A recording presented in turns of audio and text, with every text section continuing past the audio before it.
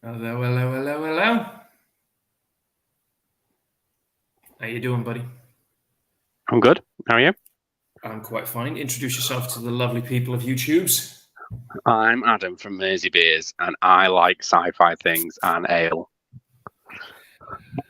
And I'm Thomas from Thomas Open, and I like sci-fi things and ale as well. I actually like many geeky, nerdy things, and it's time for another Sips and Spoilers. We've been dying to do one. Yeah, just keep delaying it, and either I my schedule doesn't match or yours doesn't match, or was about to say it's we've both been delaying it, right? It's been for both of us. So, but yeah, it's time for another Sips and Spoilers, and we're going to talk about Star Trek today. And I really doubt we're going to get many viewers. We got Tortoise saying "sexy beasts in the house." They are here indeed. Um, but yeah, you want to tell the people what this is all about? So yeah, the second season of Star Trek: Strange New Worlds, essentially what is considered the preamble to the original series, which has been retroactively made. It's like it's a Finished. sequel. It's like it's a sequel to the prequel to the original series. Yeah. Yeah, which is a Yeah. sequel in its own right, and a prequel. I mean, it's a prequel, sequel, prequel. It's a Yeah. prequel. It's a prequel With a spin-off shoved with a in. spin-off. So yeah, no, Star Trek: Strange New World. So for any of you here watching right now, because we actually have 7 people watching for the next several minutes, and then they're all gonna fuck off. We will be talking about. Welcome, people. We will be talking about beers a little bit. What we're going to be talking about. Ooh, I like the color of that. We will be talking about Star Trek mostly, just so you know. See, we went from 7 viewers to few people. Yeah, 3 you people said just Star fucked Trek. off. People went. It's like fuck off. It's not beer. It's not enough beer talk. It's not. It's not about ales, is it? A I'm going little to bit quickly. wild. It's a little bit about. I'm going to quickly say this in the Netherlands, by the way. Voor degenen die even aan het kijken zijn, jongens, er wordt vanavond weinig over bier gepraat, een klein beetje. Maar Adam en ik gaan over Star Trek praten. Star Trek Strange New Worlds, seizoen 2. En dat gaat in het Engels zijn. Dus voor degenen die dat allemaal 3 keer niks vinden, je weet wat er aan de hand is. En kijk gewoon rustig mee als je het wel leuk vindt. You want to talk us a little bit about through that beer you're having before we go into the Star Trek section of the... I haven't had a sip before. I'm sure I've had this cherry version of this before, which is brewery from the Colonel of Bermondsey area of London. And this is the London Sour Raspberry Edition. I'm 90% sure I've had the cherry one before. And it's only 4.7. If anyone knows the Colonel well, they don't really stick to ABVs. They sort of go, there's ABVs between this and this number, and then whatever it is when we come to bottle it, that's what goes on the label. It's all about the ABVs, isn't it? So this is a kettle sour re-fermented with 200 grams per litre of British raspberries. It smells very, very, very almost like raspberry cordial. That actually sounds pretty cool that they're talking about British raspberries. Oh, it's tart. Very nice and tart. Like in a proper sour way, like in a proper. I'm posting something on Instagram that we're doing this live, so I am listening to you. If you think, no, okay, it's tart. It's a kettle sour, so you get that tartness, but it's really fruity, very, very fruity, almost like. If you didn't have the tartness, I think you would lose it before the sweetness. Be like almost like raspberry cordial neat. So that would be very sweet, but because there is so much tartness there, it's a lovely balance. I like the sound of that, really. And it's really cold because I got out the fridge about 5 minutes ago. Too cold? Yeah, a little bit, but I was doing something upstairs. I was sorting something out upstairs and then forgot to get it out of the fridge. Yeah. So, because see, this is why I'm asking. One of these things that I often notice is I forgot to properly get the link. So many of these breweries these days, like talking about sours, but it's all we talked about this, you and I, haven't we? About pastry sours and things like that, and they're kind of the sours are more sweet than sour, really. Yeah. So this is really this is not the case. Yeah. And I just had a lager before I came on, so this is a nice change of pace. Okay. Cool. So, what have you got? I'm gonna lager myself, like on a pizza pills. It's a dry hopped, double dry, extra. No, it's not double dry hopped. It's extra dry hopped. Extra. I don't know what that really means, but it's extra dry hopped, and it is their pizza pills. And you have to agree. A good lager, like a good pilsner with a pizza, is definitely a match made in heaven. Yeah, especially if you've got a. Especially, I like deep pan. I like thin crust as well, but I like deep pan, and I always think that you need something to break up the deep pan. And that lager's really good. Or a sour. Agreed. Sour would do well as well. So we got a few people saying watched an episode with Murdoch and his fear of beaming up. That's the next generation. That's talking about Barclay or Lieutenant Broccoli. Wilfred's putting it on in the background. They're packing and getting ready for going back to the Netherlands tomorrow after holiday. I have to say, I'm not a Star Trek aficionado lover, but still, it's always fun to have something in the background. And Stephen is drinking a Hazy Blues by Oscar Blues. A Hazy Blues by Oscar Blues. There you go. So, what do you want to do? Do you want to go by some of the points on our list? Do you want to go like for a general impression of the season? What would you like to do? Do you want to start at the beginning? Because that's a good place to start. So. And we were sort of introduced with number one, Una Chin Riley's trial from the end of the last series. Well, actually, that was the second episode. The first episode. Oh, that was? Oh, sorry. Yes. Apologies. First episode was getting into La'an's. Yeah, it was mostly about La'an. It was about sort of reintroduce. I think the biggest thing for the first episode was them sort of like reintroducing the crew, in a new way, and showing us established dynamics between people, but also new dynamics. La'an left for a while, of course.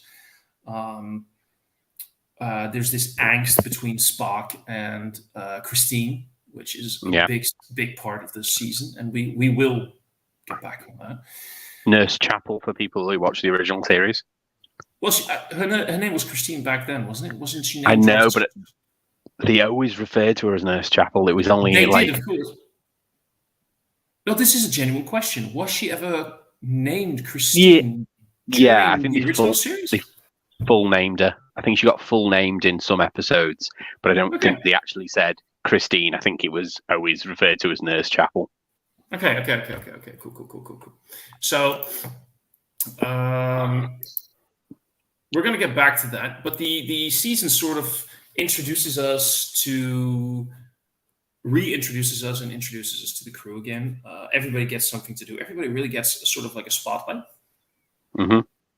Mostly, I suppose, Spock and La'an. Yeah. Mbega as well. Maybe not so much in the first episode, but yeah, certainly further on.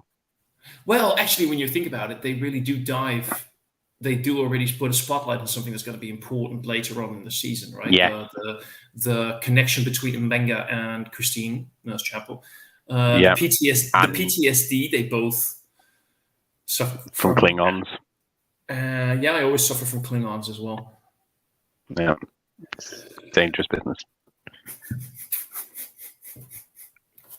Every now and then I may have to do this because I put exposure lock on.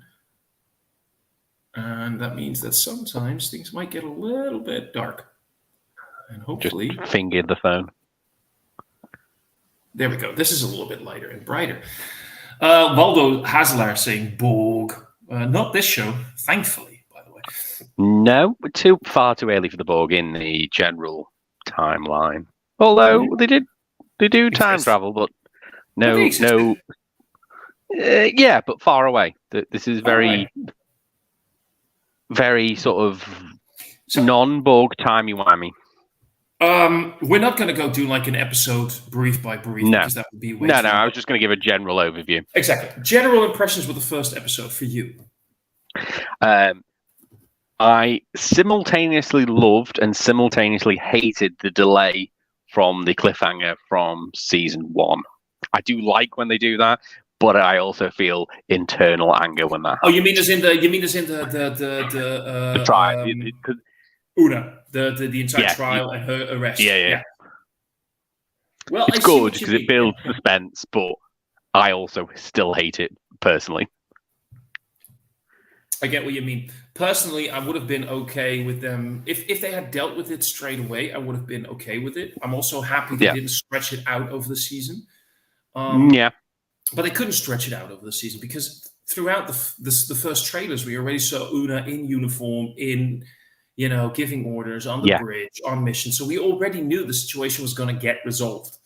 Which is not great. They should have really just not included her in the trailer, or just included her like a picture in a cell. Agreed.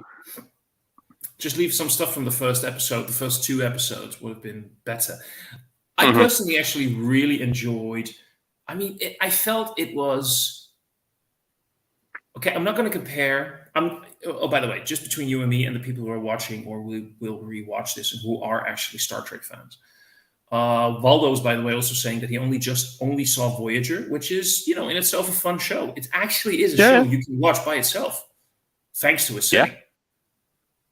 It has callbacks, but it's perfectly fine to just watch Voyager. It's the only Star Trek show ever.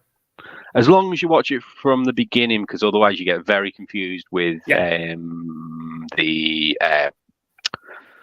what are they called? The splinter of the Federation, the not Talisman. What the hell? Maquis. The Maquis. Yeah. Which basically they don't mean anything after like half of the first season. Yeah, but also they play a part in Deep Space Nine. So that's what I mean. There's like callbacks to it. Yeah. But anyway, I just wanted to say that I felt like, without comparing Strange New Worlds to the original series, because they are shows in their own right, I do understand that this show really goes back to those early days of Star Trek, where Star Trek was in itself adventure, it was drama, it was comedy. Star Trek in the original series had a lot of comedy and things going for it. Lots of silly little jokes. Somebody on a Star Trek forum that I frequent, somebody posted like, "Is Star Trek Strange New Worlds getting too goofy?" And many people were like, "Have you seen the original series?" Not too goofy, Tribbles would be a odd little comedic interactions between Spock and Kirk and Spock and McCoy and Kirk and McCoy. They had their own little jokes and things going on all the time. Yeah, you always had the Kirk dry sense of humor where he does the little smirk. Exactly.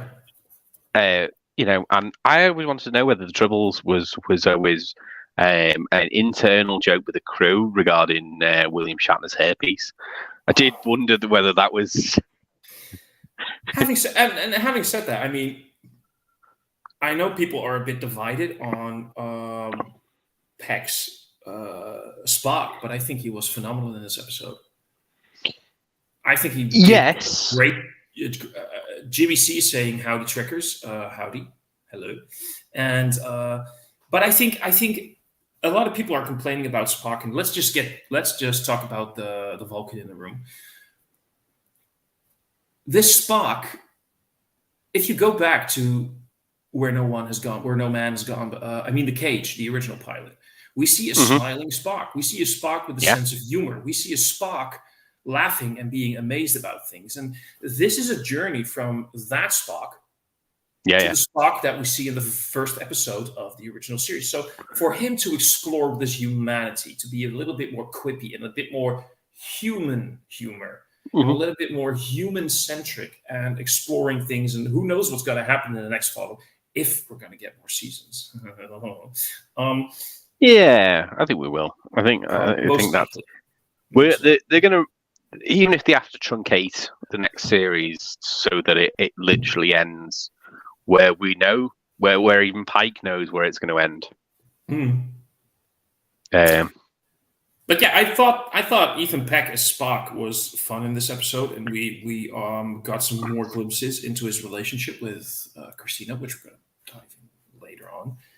But I just felt it was classic Star Trek, on your seat, action, some good quips. Spock's go command. Yeah. Please go now. I would like the ship to go. Now. That was funny. And, I mean, I liked it. It was a good first episode. I mean, it is. And it poked fun. Obviously, it poked fun at the Happy Spock thing with further down the line with the crossover, which I'm sure we'll talk about with Lower Decks. And they commented on Smiling Spock is not known in the time frame. And yeah, it's very self-aware. And I think that's one of the good things. I think they get away with the goofiness because of how self-aware they are. Exactly. Let's go. I'm going to go walk over through some of the points that we've talked about. Yeah. So one of the things that we were introduced in the first episode, and that's the point that you and I wrote down, is a chief engineer. Yeah. Unfortunately, spoilers, but Hemmer was lost towards the end of season 1. Real big. I mean, I don't know why. There must be reasons for both the actor and the writing team or whatever, but I was really bummed about that. I think they weren't sure. They knew they were getting a season 2, but I don't think they knew they were getting a season 3. And I think what it was a writing decision because of what we see in the second or the finale. The finale. Yeah, we see in the finale an introduction of a character that's known to the more or less this current chief engineer is I would say a transitional engineer, where it's that she's not permanently there because she's almost on loan from Star Trek Academy. She is a professor at Star Trek Academy, an engineering professor, and I hate the fact that I suck at names. I suck at names sometimes. What was the character name again? It's the actress is Carol Kane because I know her. She's been in loads of things. She's amazing. Oh, by the way, she's brilliant. Unbreakable Kimmy Schmidt. Yeah, but even if you don't like the character, or even if you don't like the situation around the character, she's doing a phenomenal job. I love her humor. She's a brilliant actress. She's doing great. She's doing fantastic. I don't care what you think of. While you're looking at Pila, thank you. But yeah, I can understand some fans being a bit like, "What the hell is going on?" The small universe syndrome. No, because everyone has to go through Star Trek Academy. Exactly. So even though it's small universe, they also really wrote a very logical explanation. She is basically immortal, or at least very long-lived. Well, yeah, very almost very similar to Guining's race, I would say, but maybe not on the empathy. Yeah, not on the empathy side. Just it's just that one attribute. And we witnessed this in one of the episodes. Was it the third? It was the third episode, wasn't it? Yeah, the timey-wimey, jumpy, roundy, different. We'll get to that as well. But the thing is, though, it kind of makes sense that people go like, "Oh, she knows everybody." Of course, she knows everybody. She's been teaching at the academy for decades. She's engineering as well, which is everyone has to take. Even if you're not an engineer, you have to take at least a engineering class. So you're gonna, even if it's just Una Chin Riley. Exactly. She's in command. She still have to do an engineering. You're gonna end up meeting her. It is part of the curriculum, and it all makes sense. So, how's the beer, by the way? In the meantime, it's really good. Yeah, it's that constant tartness. I'm just waiting for it to warm up a little bit. I love Colonel when it comes to that. They know shit out, man. That's just the smell. The smell is so concentrated raspberry on the aroma. It's really lovely.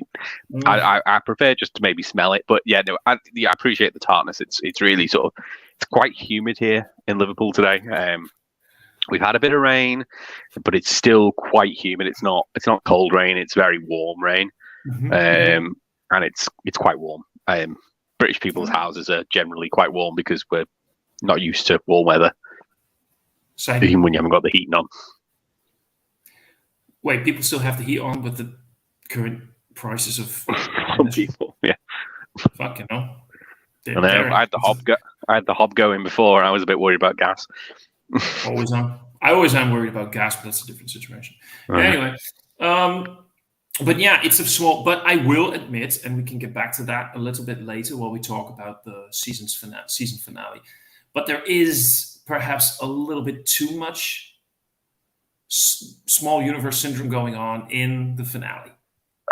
It's maybe a little bit too much. You know what I mean? I don't think so, because that character that we're going to talk about, you want me to just say it, or because it is spoilers and stuff? It is. We can leave it. Yeah. We can leave it for a little bit later when we get. Okay, that particular character has to get there somehow, and for this way of doing it makes more sense from their history prior to the Enterprise. For them, rather than just be assigned, it makes more sense for them to accidentally land, because that seems to be what that character does a lot of. Accidentally makes things work. Yeah, that's what he does. He's a miracle worker. Quick question from Steven. Wasn't Spock the one who played in Star Trek the longest? It depends on your point of view. If you look at the character, I suppose you could say as the character. If you talk about the actor Leonard Nimoy, no. In a way, he has been around the longest. He lived a long time. Yeah, but he lived into his 80s. But he was also in like movies like Star Trek and Star Trek Into Darkness. But if you want to talk about the actor who portrayed his own particular character the most, it was Michael Dorn as Worf. And his grandfather. He played his grandfather as well.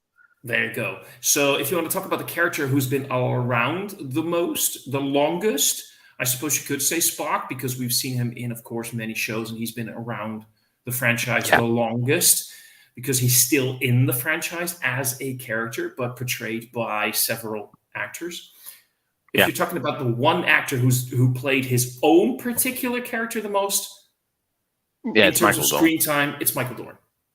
But how does he still look the same age from later seasons of Enterprise? I do not know. I've seen him recently on a podcast. He looks exactly the same. He hasn't aged. You know what's going to really piss you off? Vegans will love him for this, because he's vegan. He turned vegan, and vegans could always say, like, see, that's what a vegan diet does. But how long has he been vegan? That's my thing. If he's been vegan for 30 years, then fair enough. For a while now. But you can't attribute long life and if you've only turned vegan in the last 5 years. I'm sorry, but that's not how biology works. I will say, by the way, I loved the way Michael Dorn portrayed Worf in season 3 of Picard. Yeah, and I know it's debatable for some, but I at the way they took, especially while he keeps commenting on things. Here are two of his most lifelong friends, Riker and Troy, who hug him, and he's like, "I do not hug," right? Yeah. And then in the final episode, he is the one who initiates the hug with Raffi. I mean, come on. He is the cuddliest Klingon. Right, because he recognizes something in her that he connects with, and that was beautiful. So, in any case, we're digressing. The second episode is the one that we're not going to do an episode by episode review, but the second episode is. Wait, did we finish our subject on? Yeah, the engineer. All I wanted to say when that was best student versus best engineer.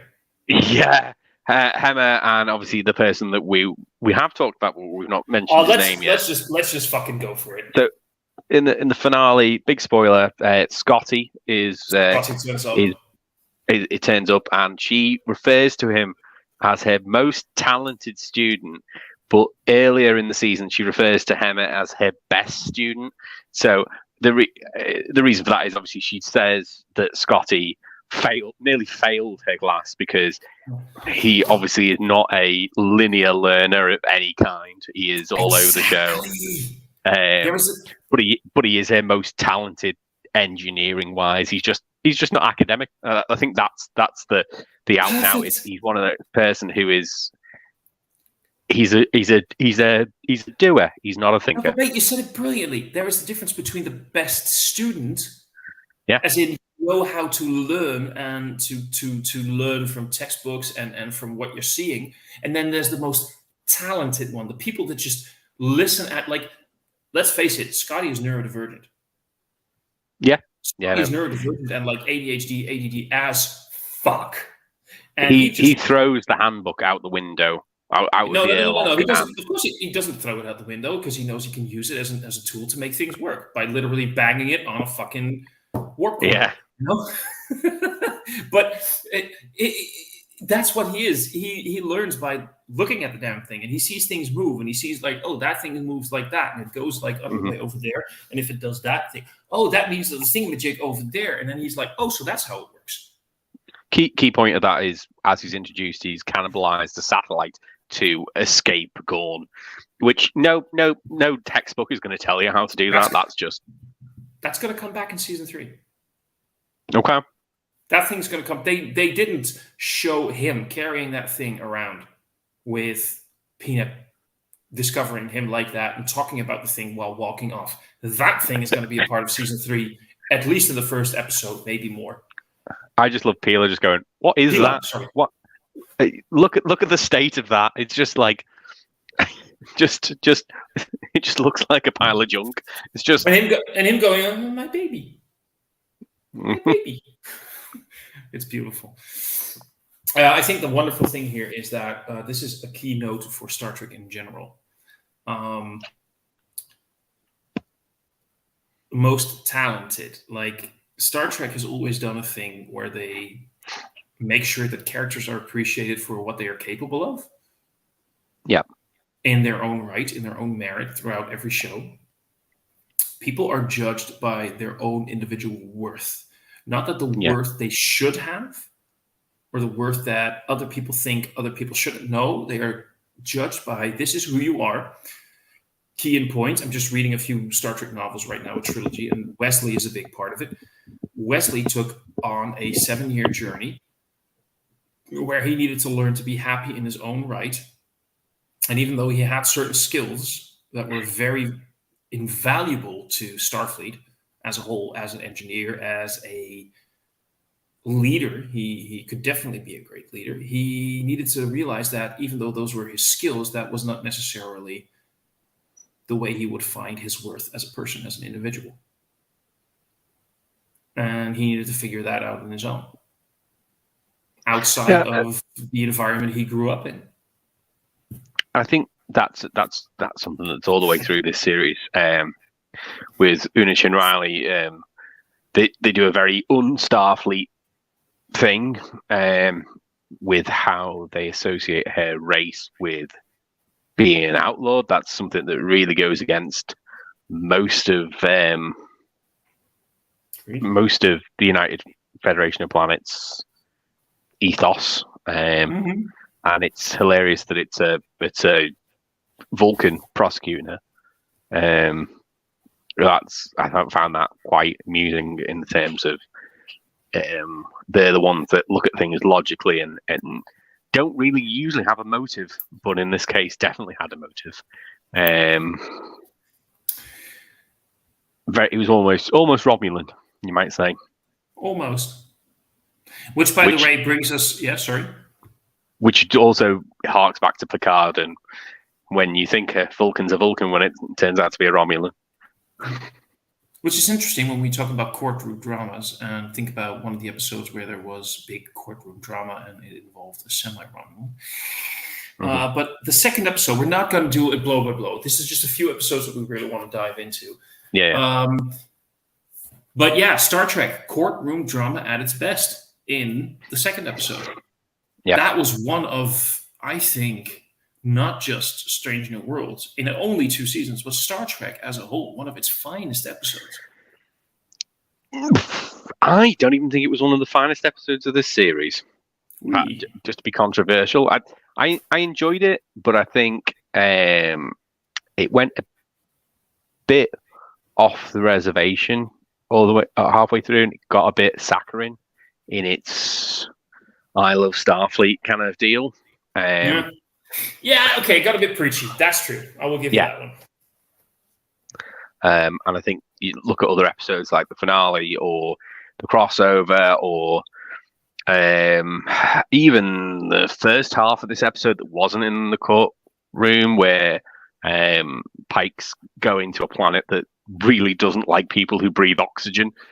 By the way, wonderful little nod to the fact that every episode they always go to places where everybody can breathe and happily, and everybody shares the same. I don't know. That is actually a wonderful little sci-fi nod. Like, here's a planet where the average humanoid, as we've gotten to know them throughout Star Trek, cannot actually exist without help. No. Unless even Gorns? Even Gorns, unless it is genetic engineering. Yeah. Or a completely different, maybe like a silicon-based life form. Of course. But the point was, in this episode, for me, it was like, see, this is what happens if you outlaw genetic engineering on small degrees. Yeah. You can help humanity a lot. Let's face it, right now, people are always like, oh, you shouldn't eat genetically engineered crops because they're unhealthy for you and bad because it was genetically engineered, and genetically engineering is the devil. No, it's not. It just means that if you can adjust a tomato to grow in different environments to its full potential, we can help feed more people. There's nothing wrong with it. There's nothing poisonous about it.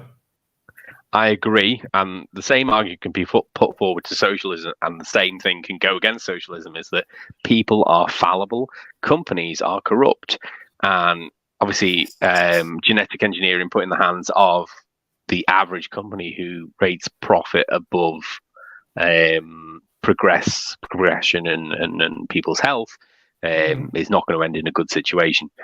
There you go.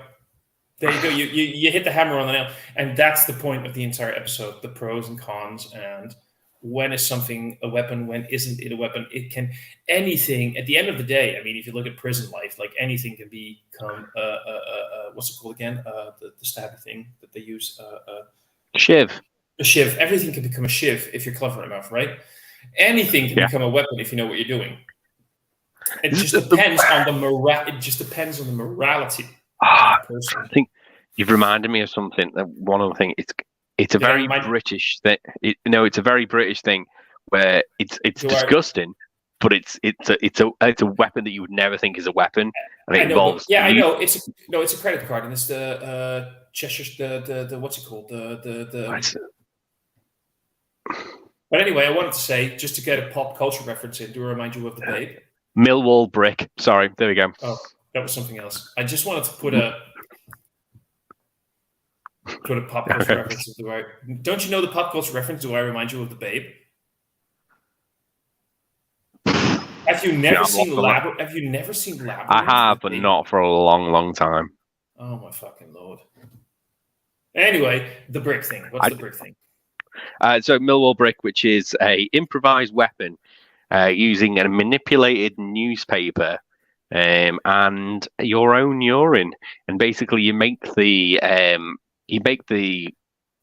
newspaper basically as hard as a newspaper you would think would not get, and it can basically be bludgeon people.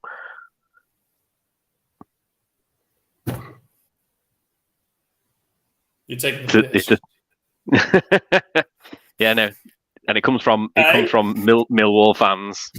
All right, Millwall fans using it in the 60s. There we go. We learned something new today, people. But basically, that is the gist of.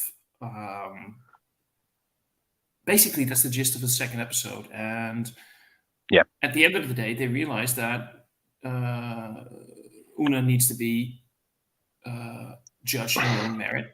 Well, there's a little bit more going on. There's a little bit more going on, but at the end of the day, it's like Una needs to be judged on her own merit. And she is an individual. and she is a value to Starfleet, and but there's more going on. Of course, it's a bit more nuanced than that. And you see the value further in the series with the crossover, and you see that she eventually in the future ends up being the literal poster woman for Starfleet.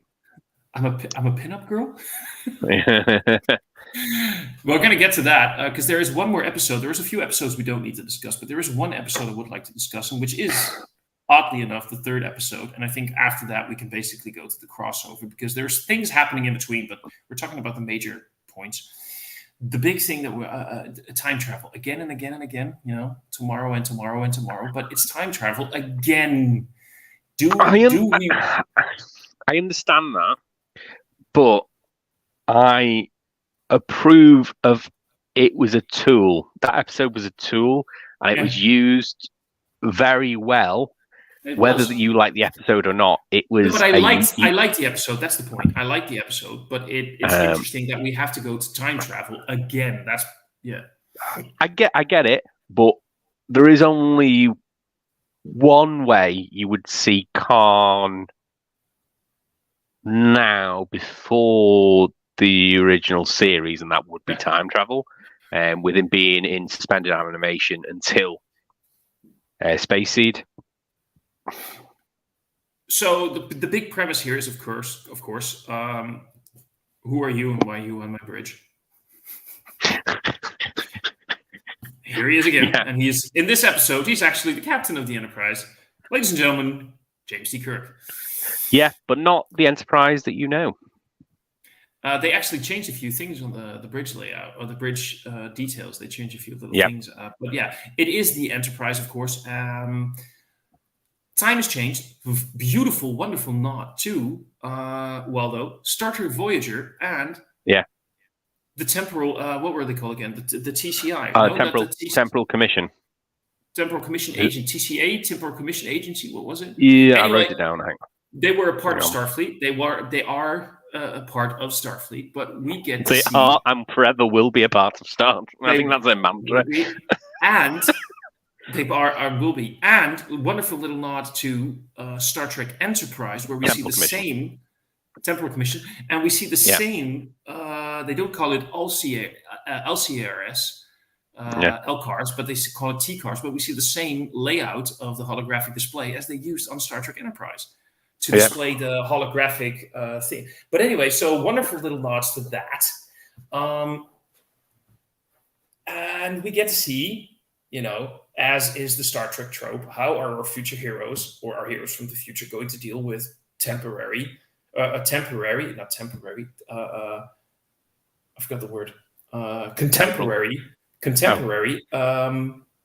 life. Yeah. Which was kind of funny, them dealing. I mean, be honest, Kirk trying to drive a V8 muscle car was... Because we got to see Kirk as a boy in Star Trek. Remember the first movie?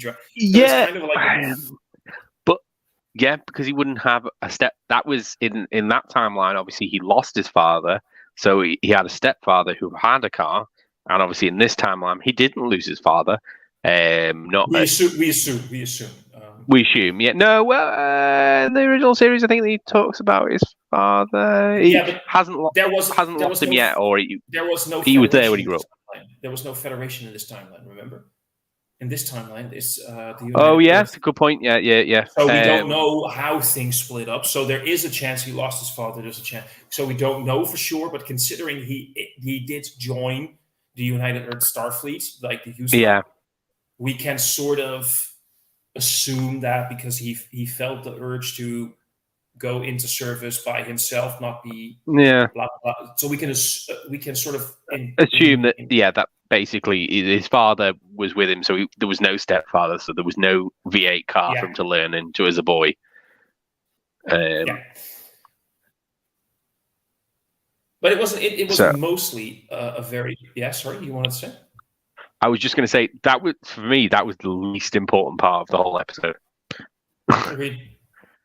No, it was just funny to see, but it was mostly a very beautiful spotlight on La'an. Yeah. And for the first time, we really got, because they've been so pushing her hardcore side and the soldier side and the spy and the sort of like, I am emotionally stunted, and now we finally get to really dive into her emotions and her need to want to connect with somebody. And she found somebody to connect with. She's not a monk. No. And that ending scene where it was so easy for her to say, I'm back in my own timeline, I'm going to keep doing what I'm going to do. But that connection felt so intense for her that she decided to actually break the temporal prime. She called him. She broke the temporal prime directive. I would say bent. She had a reason to call him, but it wasn't really the reason why she was calling him. Yeah. What I like that episode, the only thing that drives some fans nuts, and I'd love to get your point of view, in the original Star Trek timeline, the eugenic wars had already happened. Khan, at this point, was already drifting somewhere in space. Yes. But they had to, of course, logically, we're already in the real world, because when this timeline was written, the fictional timeline, we were talking about the 60s and 70s. Yes. So they have to change things now because we're in 2023. Yes. So they altered events, blah, blah, blah. Some fans are in an uproar, and we can get back to that because of the Gorn. Okay. But some fans, we can basically decide to discuss this at one. I have a super simple answer for you. The altering, we probably will agree on this because I'm quite easy, but the altering of established canon, which, by the way, I hate the word canon. I hate that, but whatever. What's your point of view? The reason why that's changed in the storyline, as far as I understand it, is obviously not happened yet, but time is not linear. The time travel events from the original series film, the insurrection. Yeah. No, insurrection. First contact. Yeah. All that has affected the timeline so that things are now further along than they were originally when that was the timeline. And it's such an insignificant thing that do they really want the eugenics war to start earlier than it did? No. So I don't think that's something within the Temporal Commission, or is it the grandfather paradox where that thing was supposed to happen anyway? And because they did that, that's why that moved forward. And if they hadn't have done that, because of their previous experience, they wouldn't have known to go back. There is, of course, that is all how you can write it in universe. Outside of universe, it's very simple. People, we're in a different time. We're in a different time when everything was written. And if we want to, then we just all have to pretend like Star Trek is set in a different timeline. 70 years later. And people don't want to do that because people want this Star Trek show to be set in our actual future. The thing is, at the end of the day, it's of course a fictional show, and who cares? Who cares if the Gorn are right now different than what we saw? I mean, there's a few points to be made about the fact that I know. Can I get? I think I should probably go grab another beer in a little bit, but you're still on yours. But here's the few things we wrote this down. Let me get to these points because we're skipping a few. We did points. skip over the Gorn a bit. Well, Gorn, sci-fi trope or interesting villain, and then we talked a little bit about the build of the Gorn as a villain and all these things. They changed the Gorn. It's as simple as that. Yeah, technology's there to make it better. Yeah, they're a lot more scarier than a guy in a rubber suit. And also, I'd like to point out that it isn't actually this series that changed the Gorn. It was Enterprise that changed the Gorn. Already had it showing a little bit different, but the thing is, there's actually a very simple line in the episode Arena in the original series that can already basically retcon everything back to the way it is right now in established canon, which is where Kirk says in his log, a creature that according to the Metrons is a Gorn. Maybe this is a type of Gorn that the Federation have never seen before. It's a variant of the Gorn. And Kirk is like, that's not a Gorn. I've seen Gorn. That's not a Gorn. But the Metrons are calling it a Gorn. Well, whatever. Okay, we'll go with it.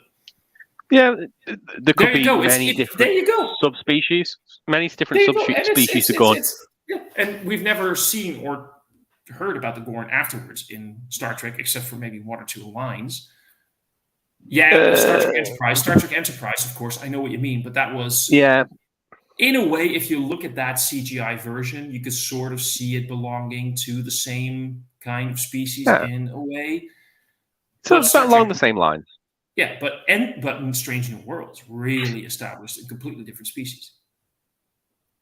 Yeah, all I'd say all different races of the same species. Subspecies. Yeah. Different growth cycle, whatever you Mhm. want. Because we've already seen, this is the thing, a lot of fans are, oh, can I go to some comments, by the way? Oh yeah, sure. Sorry. Yeah, sorry. Stephen is saying, which season is the first ship very damaged, and in a different season, the modern ship with the crew, later the old ship with a new crew, are going to meet them because they're in trouble. I think he's talking about the episode E Squared from Enterprise, third Okay. season, where the Enterprise under Archer, that show, Yeah, they run into their future Future past selves. Yeah. Well, future past, as in the ship accidentally went to the past, and they became a generational ship. I think he's talking about that episode, because that's the only one I could think of. Yeah, I can't think of what he'd be referring to. Yeah, that's probably the one. That's what he can remember. Vanessa Kitty saying hi. Hello, Vanessa. We're talking Star Trek. We got Sam Smalley, aka the Convict. How you doing, buddy? We're talking Star Trek. So if Star Trek's not your thing, you're going to be very, very bored. And people saying hi to each other. I think one of the things that a lot of people are a bit disappointed about, and I'm just curious about your thoughts, is that this new take on the Gorn resembles the Xenomorphs from the Alien movies. I don't think so, because they're still very lizard based, Right? and there's a lot of things specifically with if you look at there is lizards that have live birth, and even in the original series, the Gorn did have some mammal-based attributes, and they're alien. It's why would they conform to our terrestrial view of how reptiles are supposed to be? But even then, if you want to talk about the fact that some people say, yeah, but they lay eggs to have as hosts in host bodies, and then they burst from the host. There's plenty of life forms in Earth's animal kingdom that do this. That lay eggs, so that's not weird. And I would, especially considering the last episode of the season, I think let's just talk about everything back and forth. In the last episode of the season, we see this very, very intelligent adult Gorn trying to crack password. Yeah. The Xenomorph from the Alien shows, it might just randomly want to push buttons because it saw, people do it, but it's not actually actively trying to. And it was wearing technology. Yeah. They design their own ships. Right. They have their own technology, so they are far from Xenomorphs they basically hop on to whatever ships nearby that they can infect. They are frighteningly intelligent, as some animals can be, like dolphins. Like pigs are frightfully intelligent if you really look at it. They are intensely smart. Dogs and cats can learn tricks. And Xenomorphs have a ferocious instinct and are, great instinctual killers. But they're not like intelligence as in problem solvers. Not like the way that we also see in. Sorry. Yeah, no, go ahead. I was going to say, we also see in that episode, just to add to your point, that they negotiate a ceasefire with the Federation. And are clever enough to snatch the crew. Yeah. So they're definitely not Xenomorphs. I actually really like this take on the Gorn. Yeah, great. But they always have been intelligent. It's just layering on top of that. Yeah. And I'm gonna go grab another brew. and then we can start talking about some other things. I hope, because Okay. or still Star Trek, but other episodes. Yeah. Yeah, no, I was just gonna. The only thing I was gonna say with the last thing for time thing, my issue with the Romulan agent there, and their issue in the Temporal Cold War. We can get back to that. Let's get back to that. But I'm going to quickly grab a beer, and then we can talk about that. Okay. I'll fill some time. I'll be right back, like seconds. No worries. Yeah, it's really good. It's a really good sour. Unfortunately, it's going to be heavier after this because I've got a double IPA. That is all I have, and a triple IPA. But I won't probably have that tonight.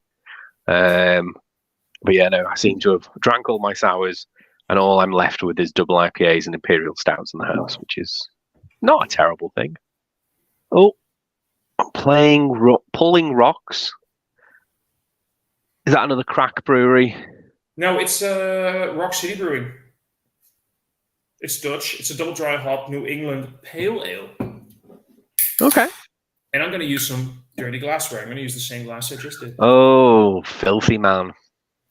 Well, it was a lager. I think I could take it. Yeah, these guys are pretty good. They've done, I mean, I'm not going to call them the best breweries out there in the Netherlands, but they do nice stuff. They do some pretty good, in terms of pale ales and shit like that, they do good stuff.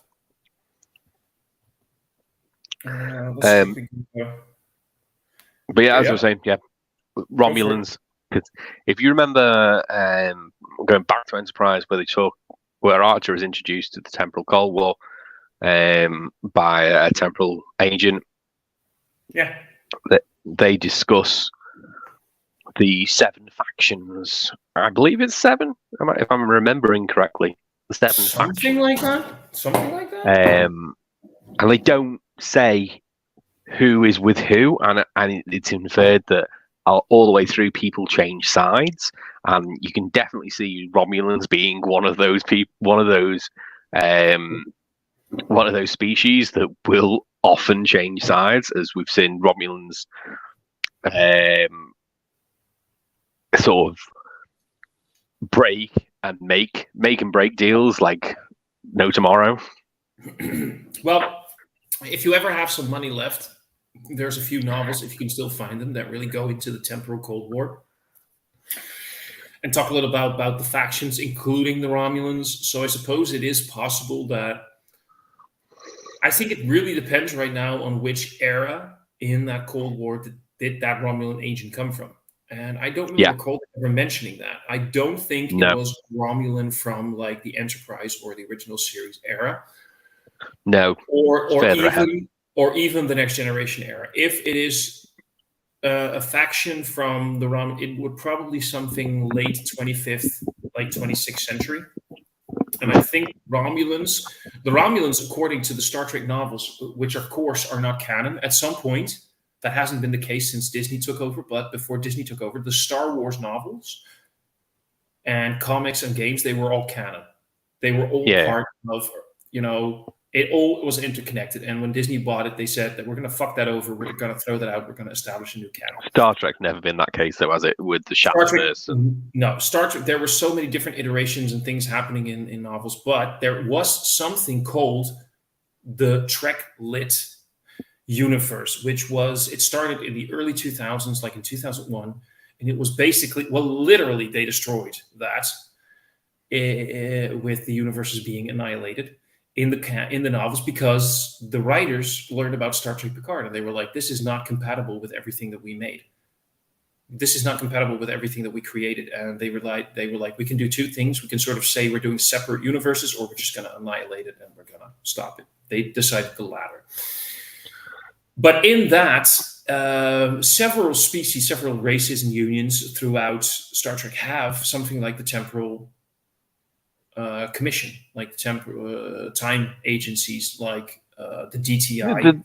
The keepers of the Temporal Accord that was signed after the Temporal Cold War. And if you remember in Star Trek Deep Space Nine, there was the DTI. It was Dulmer and Luxley, remember? In the episode with they were actually... They say Temporal Commission. I'm pretty sure they do. Like they say DTI, the Department of Temporal Investigations, but they do not actually interfere with time. That's later on, but that's the precursor to what we saw later on. The thing is, though, those two little side characters became pretty big in the novels. And in that series of novels, it was established that in the 24th century, the Romulans do have an agency that keeps track of things happening in timelines. What is going on? So they are aware of time travel, and they may have agents hopping around. It's not, but that would be the earliest moment where that could have happened in the late 24th century, but more likely it's 25th or 26th. Yeah. It's, as I say, they're the ones that keep the temporal codes, and obviously if with time not being linear, if that person comes from around the time of the signing of the temporal accords or prior to that, then they have to step in and change that. Obviously, with time travel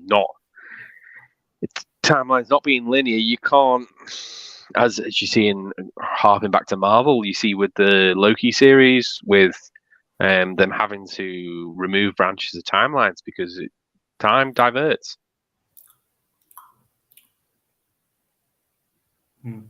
Bit of AMSR there. No, sorry. Have you ever had a hoppy ale where you're drinking it and you're like, this is old cheese in the finish? Yeah, really savoury. Yeah, it's a sign of old hops. It's a sign of old hops.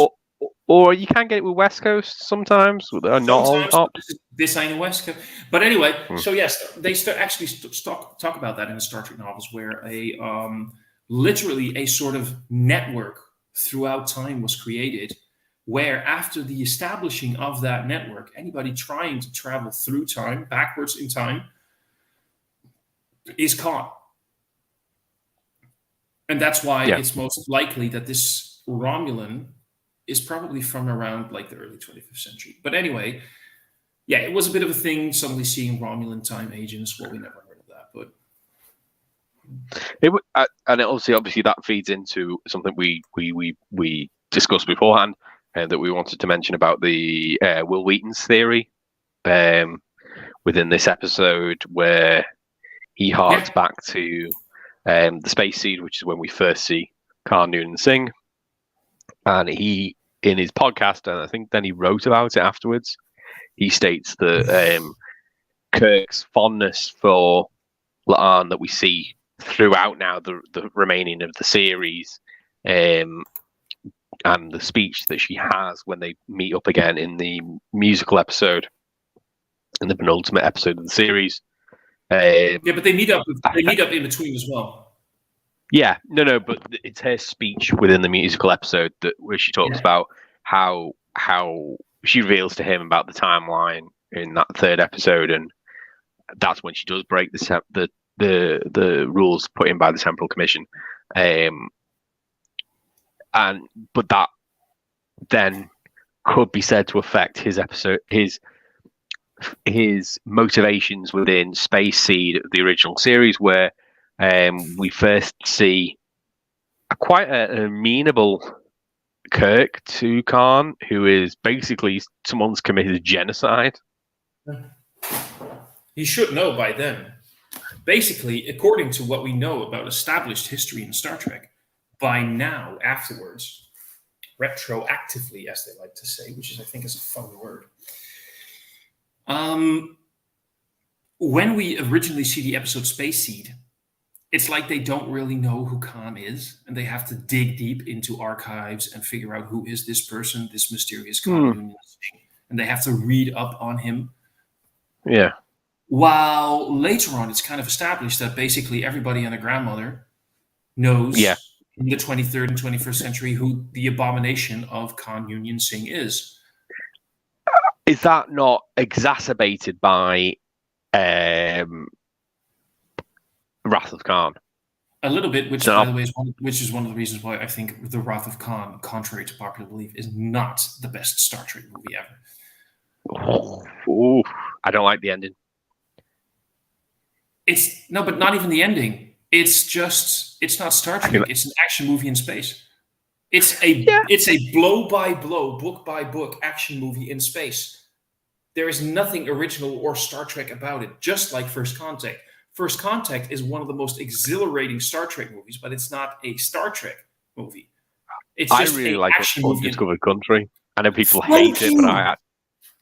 I actually I love the prison scene. The prison scene makes me laugh every No, time I but watch not it. just that. Not just that. The interaction between the characters is also very much the original.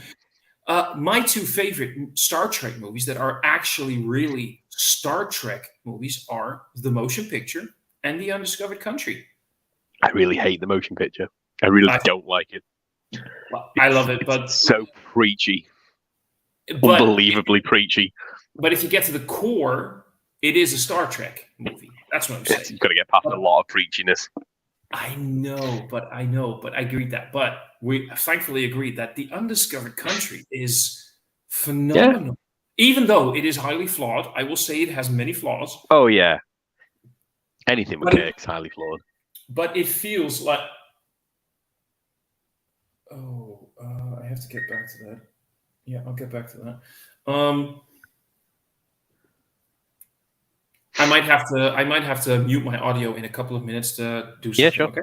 But anyway, The Undiscovered Country, fantastic. The thing is, though, getting back to the theory, I like it, but I like the theory, but it harkens back to a problem that canon, and I hate canon. I don't care about canon because whatever. Star Trek, from the very first original series, people go like, "Oh, but canon established." Please, bitch. In the original series, episodes already contradicted each other, let alone establishing shows.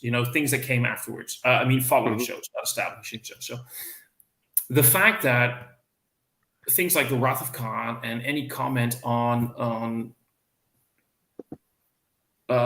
Khan and being the person that he was doesn't make sense anymore after that. It is kind of fun to think that Kirk always carried a torch for La'an. Yeah, or he just colours his judgment. That I don't even think. I think maybe carrying a torch is something that goes a bit too far. We don't know what happens in the rest of the show. For all we know, in the rest of the following seasons, they will be a couple for a bit. We don't know. Potentially, he's sort of put the kibosh on that at the minute with his potential baby mama. But I like it that it just colours his judgment enough in this situation. In that initial situation, it colours his judgment. He is somewhat biased, and everyone's biased. How bad can he be if he had progeny? I've met his ancestors. There must be good in him. There must be good in him. I have sensed it, Obi-Wan. Exactly. Yeah. This is a nice segue, by the way, into one of the other comments you made that we wanted to talk about is Kirk and his baby mama. Yeah. Now, in the original series, in the original pilot, where no man has gone before, it's been established that at some point, Kirk and Gary Mitchell have this conversation, and they talk about the little blonde lab technician. Now, if there was ever a phrase that was actually really, by standards of then, but by now you can say it, but the little blonde lab technician. And that Kirk says, I almost married her. And people always inferred, and it was sort of semi-established retroactively, that was Carol Marcus. I am 70% sure in the original series, and I could not find the quote. I looked this afternoon, and I could not find it. I'm pretty sure there's an episode in the original series where someone says, and then it happens in the Next Generation, and I'm worried that my 30% is worried that I'm confusing the episodes, but I'm sure someone says to Kirk, "Don't have children, do you?" or to that effect, and he says no. And I can't find. I know it happens in Next Generation, but I'm sure it happens in the original series, and that's what my issue with the retcon. If that's true, you found a gem. But as far as I know, because this discussion point, this thing has been talked about on a Star Trek forum that I frequent, is that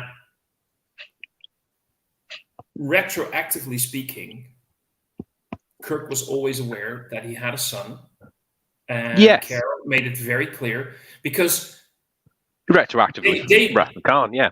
David clearly speaks about that overgrown Boy Scout. He knows who Jim Kirk is. Yeah. And so here again is the novel verse. There's a hint in the novel verse that Kirk is aware of David. There's a scene in one of those novels that is set on a space station. It's called Star Trek Vanguard. And in the first novel, a novel a little bit later on, actually, one of the later novels in that series, Carol Marcus and her son are on that space station. And Kirk visits the station. And it's Admiral Naguru, who is right now at that moment in charge of that station. And he says something that lends towards Kirk. By the way, just so you know, Dr. Marcus is on this station if you want to go and say hello. To which Kirk, because he just had an argument with Admiral Nagura, finds that a jab towards his personal life. And he doesn't comment it. But I feel personally, I think, and it's basically established now as canon because of this show, that Kirk was always aware that Carol It could be that he's just guarded. He's just guarded and he doesn't want his crew to know. Exactly, because in the beginning, I think Kirk is the kind of man, because he is very much a man of duty and honor. So he has a duty towards the ship, but he also has a duty to his family and his son. But I think both, after, like, he visited David as much as he could as a baby and as a toddler. But after a while, they realized this is not going to happen, and this kid needs something else in his life. And your absence is better for him than your semi-presence. If this kid starts longing for you when you're not able to be there, he might as well be better off without you. Knowing who his father is in terms of name, just don't visit him. He knows your name. He knows you exist. He knows who you are. But we're going to leave it at that. And I kind of think that's what happened. So I wouldn't be surprised if somewhere in the following seasons there will be a moment where we do hear Kirk talking about David. Maybe. I honestly think he reveals this to La'an, but I think once he becomes a captain, I think he will keep it under his hat. And he keeps his very much similar to one of the attributes that Picard has, where he keeps his personal life personal. We're taking this towards the towards the Kirk level. What if La'an is the one that ultimately says, "I can't deal with this. I can't deal with you." Yeah, having a life with me. Yeah, but also a life there. Also, as well, she obviously doesn't end up being the chief of security on the original series. And this is a fun thing, by the way, an exercise for the rest of the show, right? Because we know a few characters who are going to survive. We know we'll see Mbenga in the original series. Who gets demoted. But what about demoted or even killed? Well, it doesn't say he's killed. He is demoted because he's not chief medical officer. No, but I know we're talking about. I'm not talking about Mbenga. I'm talking about. La'an, Cortega. Yeah. What is going to happen to some of these people? Will they survive? And that's the fun thing about this show. Well, fun thing. We don't, and that's at the end of the show, we don't know what's going to happen to people. Now, Mbenga is, by the way, a topic on our list. So how about I go to 2 comments? Yeah. And then we go to Mbenga? While you go to those comments, I'm going to grab another beer. Okay, so we got Craig saying hello, and I do want your opinion on this one later on. Can you still hear me while you walk off? No. Stephen is saying, by the way, many things in Star Trek are now reality, but what do you think about light speed and things like that? So, Stephen, I hope you can understand what I'm saying right here. The thing is that, theoretically speaking, we actually have many ways that we know that we can go FTL, faster than light, or at least at the speed of light, what we would call interstellar travel. And one of them is, of course, the warp drive, or there's another word for it. I'd have to Google it. I'm not going to do that right now. There's a theory. But it has to do with the fact that we know that space is malleable and space is not a given constant. Space-time, time-space can be warped. We call it space warp, time warp. Theoretically, we know how it works. There's two things, of course, holding us back. That is technology, but that is something we could develop. The biggest thing right now holding us back is an energy source. Now, the energy required to power a device that has the capability to emit a gravitational force big enough to warp space as what a warp coil would do is not something we have. Now, one of the theories about that is, of course, antimatter and antimatter directed explosion that creates a big enough energy source. Another one that we're talking about right now that is theoretic is Z-point or 0-point energy, is the fact that in the universe, 0-point energy is basically something that's all around. It has to do with the fact that, go Google 0-point energy. It's everywhere. It's in every kind of matter. And if you take this glass, for example, the amount of air in here, the amount of molecules in that, can produce enough 0-point energy that produces so much heat that it would evaporate all the water on this planet in an instant. So we know a lot of the theorem, we just do not have the practice yet. So before we even get to the point of creating antimatter, which, by the way, we have the Higgs boson collider here, the antimatter, the particle accelerator that we have. Particle accelerator literally is that. We have a big circle, we fire particles in it, and they keep bouncing into each other. And when they hit each other, create more momentum. And the faster they go around, creating at some point like a speed that gets towards the speed of light. We get to create antimatter. When we have done that for several nanoseconds, we were able to create a few particles of antimatter.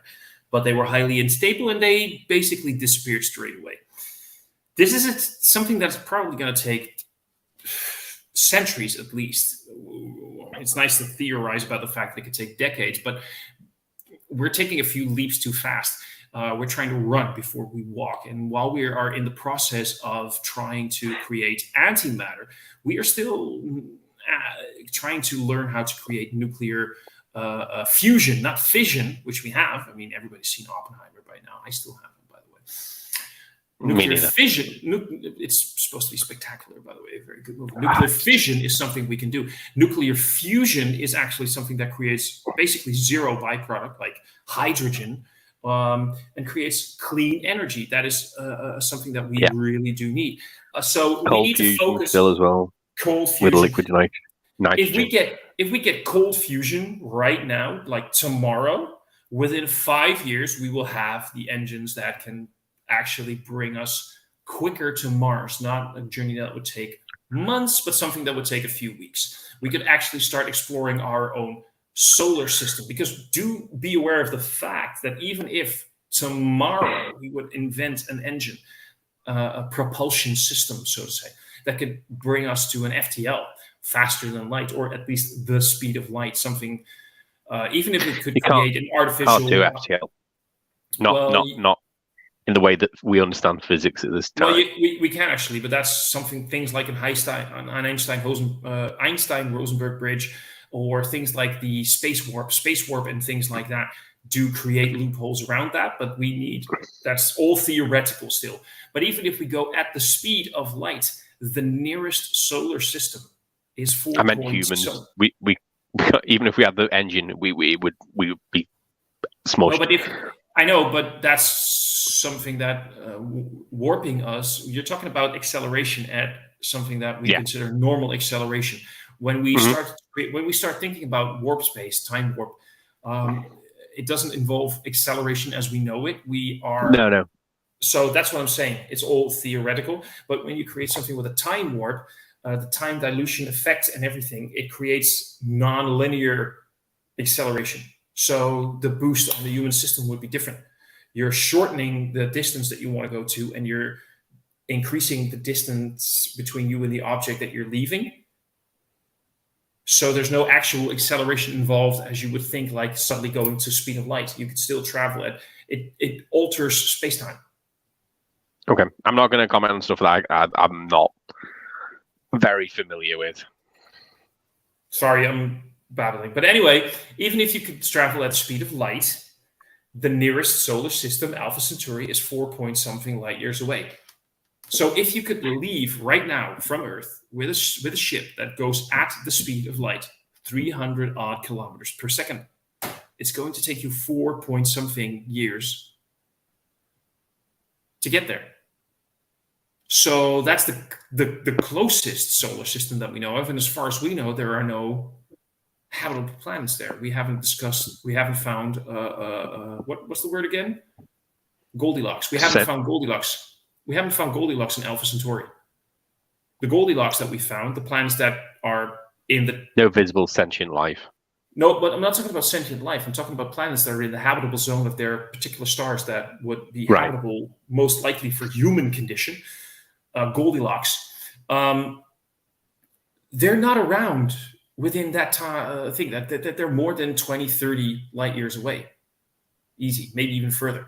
So, if I were to leave there right now, when I would arrive, I would be in my 70s at the speed of light. So that's why you need FTL, faster than light. And that would involve things like warp space.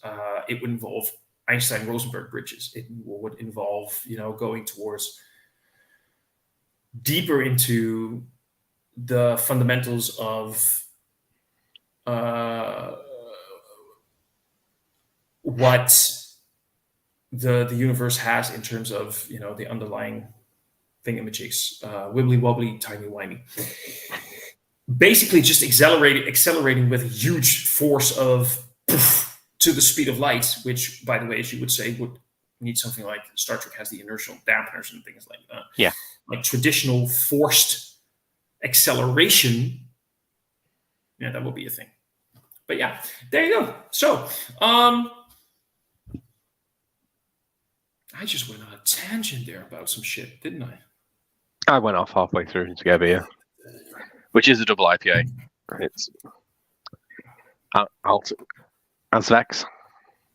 I want to get some more of their stuff. I've had a few of the beers. So this is Citra Nelson Sauvin double IPA. I like it. 8%. It's nice. Very melony. I always get from Nelson. I always get very much honeydew melon.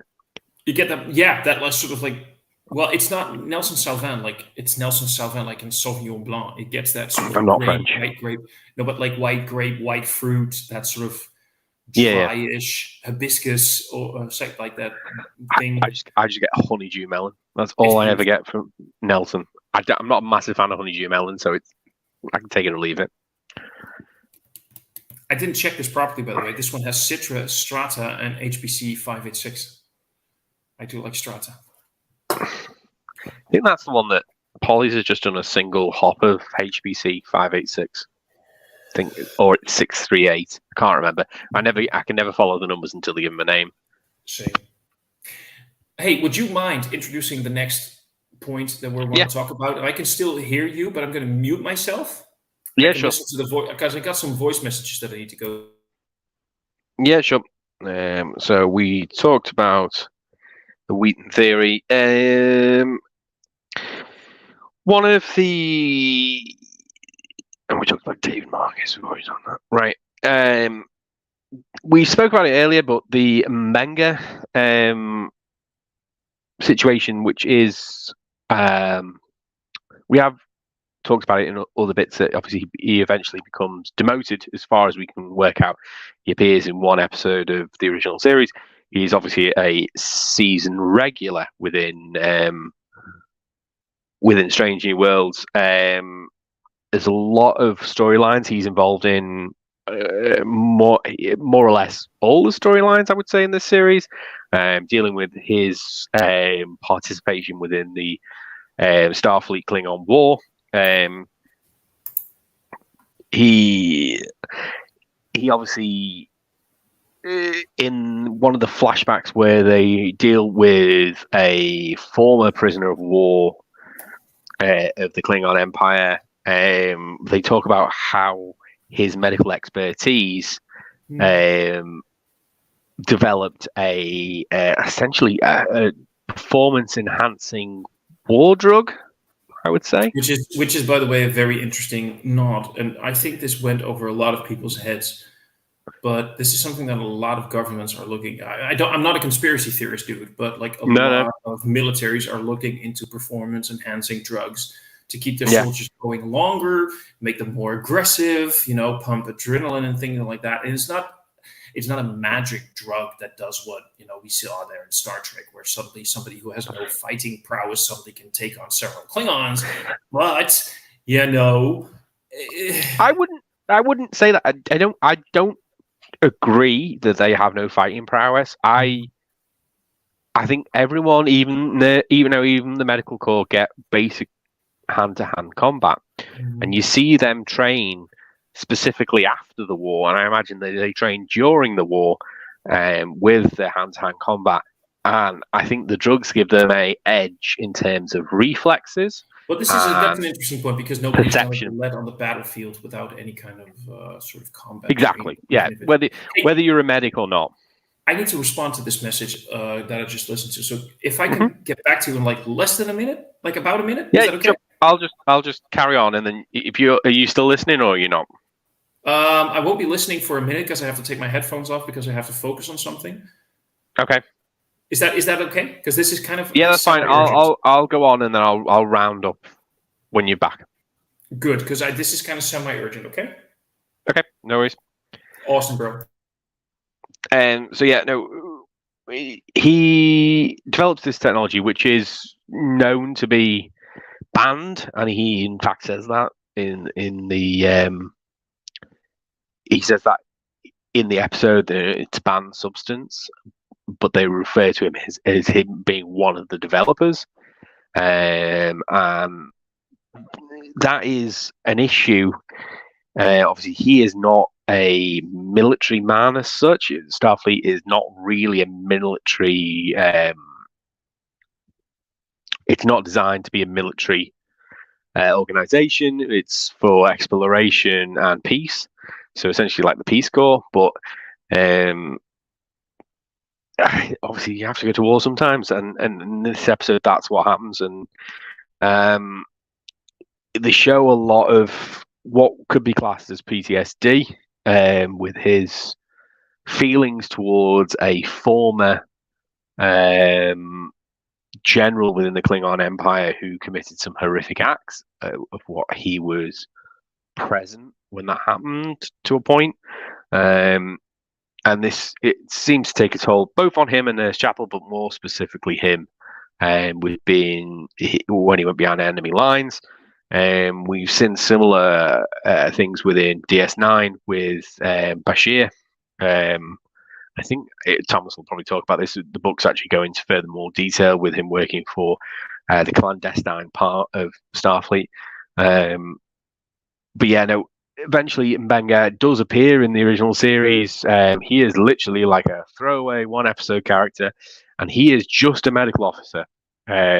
Whereas Strange New Worlds, which is set prior, he is chief medical officer. So something clearly happens between him. I can only think demoted, or he comes back as a locum doctor, maybe, and that's why he's only a medical officer. But we don't know. It's an interesting aspect.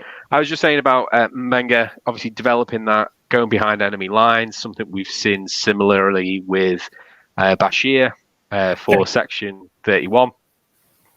And also as well, his Mbenga's PTSD affecting him, especially in that episode with the former Klingon general that is was a prisoner of war. Still an ambiguous episode about what happened there. I'm in the side that says that he killed him. Yeah, he killed him. But and this may haunt him, and this is why maybe he comes back in the original series as just a medical officer, having taken a demotion from chief medical officer. Or I said he also could be a locum. That's another one. You're short-staffed. You already have a chief medical officer in place, and Benga's moved on, but maybe that role is finished. He comes back, but he can't overtake Bones' role, so he takes a lesser role as not chief medical officer, just as an experienced doctor within the Enterprise crew. We don't know what happens. For all we know, there's very good reasons for Mbenga to leave somewhere during season 3 or 4. There's many people who So by now, I have to say, by the way, just quickly sidestepping from your points, I am in the camp that says they're setting up the transition to the original series, as in slowly Yeah, they're introducing a few people. Like we've seen Kirk now, like Uhura and Spock are already there. We've seen Scotty. Kirk, we've seen Scotty, who's right now like of actual Scottish descent. That's fine, isn't it? Yeah. I say I've only ever seen him in that particular actor in an Irish series before, and he was someone's cousin in it, and he was Irish in that series, and I assumed because I've not seen him in anything else, I thought he was Irish, and then when I saw him, and I was like, you have a Scottish accent, and I had to Google it and find out he's actually Scottish, and in the series of called Derry Girls, which I saw, he was doing an Irish accent. But Star Trek, it says so in the opening lines of Strange New Worlds. It says so here. It's a 5-year mission. I wouldn't be surprised if the original plan was to have 5 seasons and then have the end of season 5 be a transition towards, going into space dock, going in for some refits. I, by the way, think that there's a lot of fans who are saying at the end of the final season, at the final episode, this Enterprise will look exactly like the Enterprise as we saw it in the original series. Go fuck off. I think it's a gorgeous design. It's beautiful, but it's outdated by now. It doesn't fit the visual detailing. I think you'll see some of the color changes. I think maybe a few details, but in the end, nothing. But I do think they're gonna we'll see some few things about. I'm not saying the final shot will actually be everybody like we know right now on the ship, but they're working towards it. At some point, they're going to introduce a McCoy and things like that. I think McCoy's there before Kirk. I honestly do. I honestly think that another point we spoke about is that Strange New Worlds, the Enterprise has quite a eclectic alien crew, and when we get to the original series, that wasn't the case due to budgets within the reality. Something I also wanted to discuss. That's something that a lot of people are talking about. Where are all the aliens compared to, for example, I mean, you can say whatever you want about Discovery, but they had a lot of background alien crew members. Yeah. And this show has, we've seen a few Tellarites and a few Andorians, but compared to how big the Federation is, but you've got to consider. You got to consider there's a lot of they've introduced a lot of not introduced but almost reintroduced a lot of species that look like humans that are not humans but look like humans. Fair enough, which is the original series thing. Oh, this is, by the way, something again that the novels went into, is that at that moment in time of the Federation, it was like, even though the Federation was around for 100 years at the time of the original series, many species felt more comfortable amongst their own, as harsh as it sounds, because of not because of how we as humans, force ourselves sometimes into segregated cultures and things like that, but literally because of cultural reasons. And that's a fair point. Like, alien species have different habits, and they kind of want to, feel comfortable with each other. Sorry, you reminded me something else. Of which is, did I say something very stupid? No. Have you seen the Seth MacFarlane's? It's not a skit as such, but I can't remember what the series is called. Only the first 2 seasons, not the. Okay, I think it is in the second series where they have a particular cultural issue within the engineering, and it involves one of the crew not wearing any clothes on a Friday, and that is part of their culture. And he just turns up naked. People people are saying you've got to wear a uniform, and he's like, no, it's against my cultural identity, and it's a whole back and forth. And then they eventually settle on him doing it half, and they expect him to turn up in pants, and he doesn't. He totally Winnie the Poohs it. It's that sort of like vaguely is familiar, but that's vaguely familiar. I've seen the first. Sorry, made me giggle. But in any case, actually, again, in the novels, it was established. If you look very closely in the motion picture, there's many alien crew members on the Enterprise in the motion picture. And apparently, Yeah. Willard Decker was really making the Enterprise a multicultural starship and trying to push Star Trek, Starfleet into this new direction of let's try. The original series did this, right? Where they said that there was a Constitution-class starship, the Intrepid, which had an almost only Vulcan crew or only Vulcan crew. And Star Trek, apparently Will Decker tried to do this with the Enterprise during this refit, like make it, and it also kind of makes sense if you think about not just cultural, but also physiologically. Yeah. Like in terms of what do certain species breathe? What do certain species need in terms of gravity?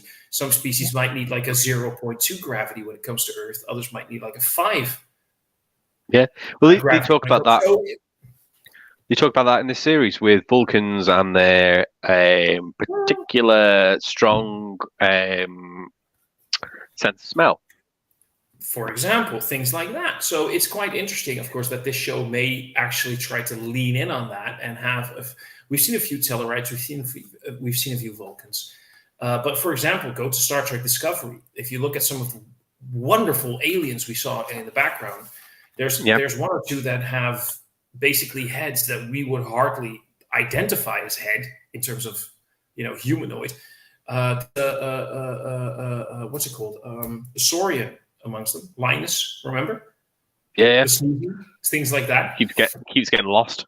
Keep getting lost with a universal transporter, not just translator, but universal transporter where he blips everywhere. I'll respond to that in a second. We got Paul saying hello. Cheers from Pop-Tart Land and Accelerate Your Mouth. That was kinky boy, kinky. But yeah, but no. That is something that I feel that this show sort of lacks. Yeah. But yeah, that's just me. Right. Well, yeah. You're looking at what am I? Yeah, we've only got 3 things left, I think, on our list. I'm seeing 1, 2, 3, 4, 5 actually. Just refresh. Oh, we just did the alien thing. It's going to be my bugbear next, which was the odd placement of the musical episode. Now, I'm not a big fan of musical episodes, as I think we discussed. I wasn't a big fan of Everyone Loved the Buffy musical episode, and that was well revered, but it wasn't my cup of tea. But I grew up with musical theater, and I've actually done theater school, and I've done musical theater. So from that point of view, I actually really liked this episode. I thought it was endearing and heartwarming, and there were some very big emotional keys. Which I get, but really, should it be the penultimate episode? That was my big thing. Should it have not been earlier in the series? Yes, it should have been. You could have even had the time. Maybe not the time travel one, but you could have shoved it along a bit further. I think the time travel one a bit further down. I'm going to say one thing to you, and then it's going to be a few words, and they're not going to make sense to anybody, but they will make sense to you, and then you understand why this needed to be before all the heavy shit went down. Mm-hmm. And those few words are bada bing, bada bang. That makes no sense to me either. No? It was the holodeck episode of Star Trek Deep Space Nine, the 7th season, and it wasn't the penultimate episode, but it was the last non-storyline episode. They did Bada Bing, Bada Bang, and then they had like 9 episodes or something in Deep Space Nine that were all... I don't know the episode names. Give me a gist of what happened in the... Cisco, something goes wrong with Vic Fontaine's holodeck program. Yes, I know exactly what you mean. Cisco doesn't want to partake at first because they have to save it by partaking in the storyline. They have to Bashir. No, Bashir thinks he's an undercover agent. But no, that's something. It's not. It's not the undercover agent. That's from season 4. But this one is where they have to win the casino back from the mob. Oh, Cisco doesn't want to partake, and that's a beautiful thing as well because it's set in a period that was very difficult for African American Oh, absolutely, yeah. People in general, and he hates It's it, the and he doesn't 50s, want to. isn't it? Yeah, in the 60s. But then ultimately he is drawn into it, and it's this fun romp of them doing sort of like this Ocean 11 sort of like casino heist. Yeah. And after that episode, we get like 9 episodes all the way up to finale where it's all about the war and drama and shit happening and everything's shit. So it makes sense that they wanted to do this episode as a light, fun thing, even though there was a big emotional and heartfelt core to it. For example, La'an and Kirk. Yeah. Spock and McCoy. Spock and Chapel. I'm the X to your Y. Yeah. Like that's like the question, right? Why? And he's like, I'm your X. They broke up there, and that gets back to a part, by the way, that you also wanted to talk about. But this entire episode, I felt necessary there. However, I also understand your point because a lot of people didn't like the musical aspect of it, and would it have been better as even if it was second to last episode rather than being the penultimate, I just think the position that it was in, it was a wasted opportunity. I understand you need to have that conversation with Kirk and La'an. I don't really think it needed to be in that episode. It was more of an excuse of why she revealed it, because then they could use it under the guise that it was this phenomenon that affected her saying her feelings, and it was not something that she could control. I get that, but I really think it could have been 1 episode earlier, maybe 2. I don't think, for me, the penultimate episode, it felt like we went from that to the Gorn. I felt that was a bit disjointed. I would have preferred maybe another episode. I can sort of see it would have been. I can get that. And I would have preferred not to see boy band Klingons. I love the boy band Klingons. I could go forever without seeing boy band Klingons. I needed boy band Klingons so badly. Mostly because of the fact that fans have been pissed off. You know how fans have gotten all like up in their fucking panties when it came to the Klingons in Discovery in the first season, and how dare they change? That literally happened during the motion picture. We didn't have the internet back then, but if we had the internet would have blown up and be broken, because fans were writing in fanzines, whatever you want to call them, and writing letters to official magazines and whatever about what a disgrace it was that suddenly Klingons were changed and they had foreheads, and what's with the forehead ridges, and that's just stupid that they're redesigning the entire Klingon speech. It happened all before. And this was, for me, a beautiful nod, like, fuck you, and just accept it for what it is. This is what they're doing.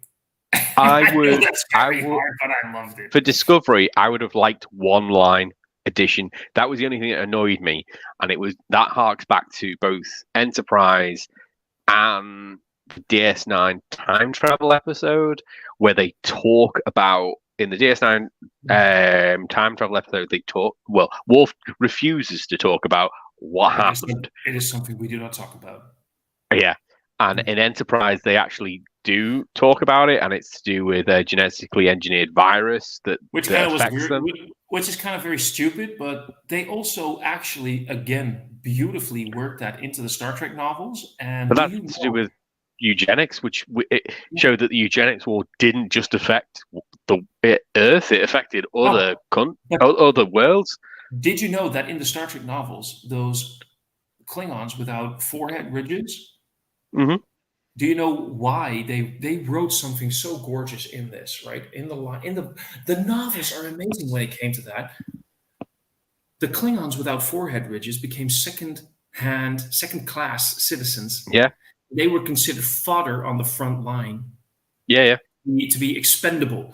And this is literally why we see them so much in the original series, because they are the ones out there on the frontier. They're the grunts. Yeah. Nobody cares about them. Put them on some starships, put them on the fucking front line. If they die, who cares? We don't care. That is exactly why we see all the But that theory falls down a little bit. Because of Kor, Klang, and Koloth. Yeah. And ultimately, because they did come from rich families, they could afford the forehead The surgery. reconstruction surgery thingy that was talked about.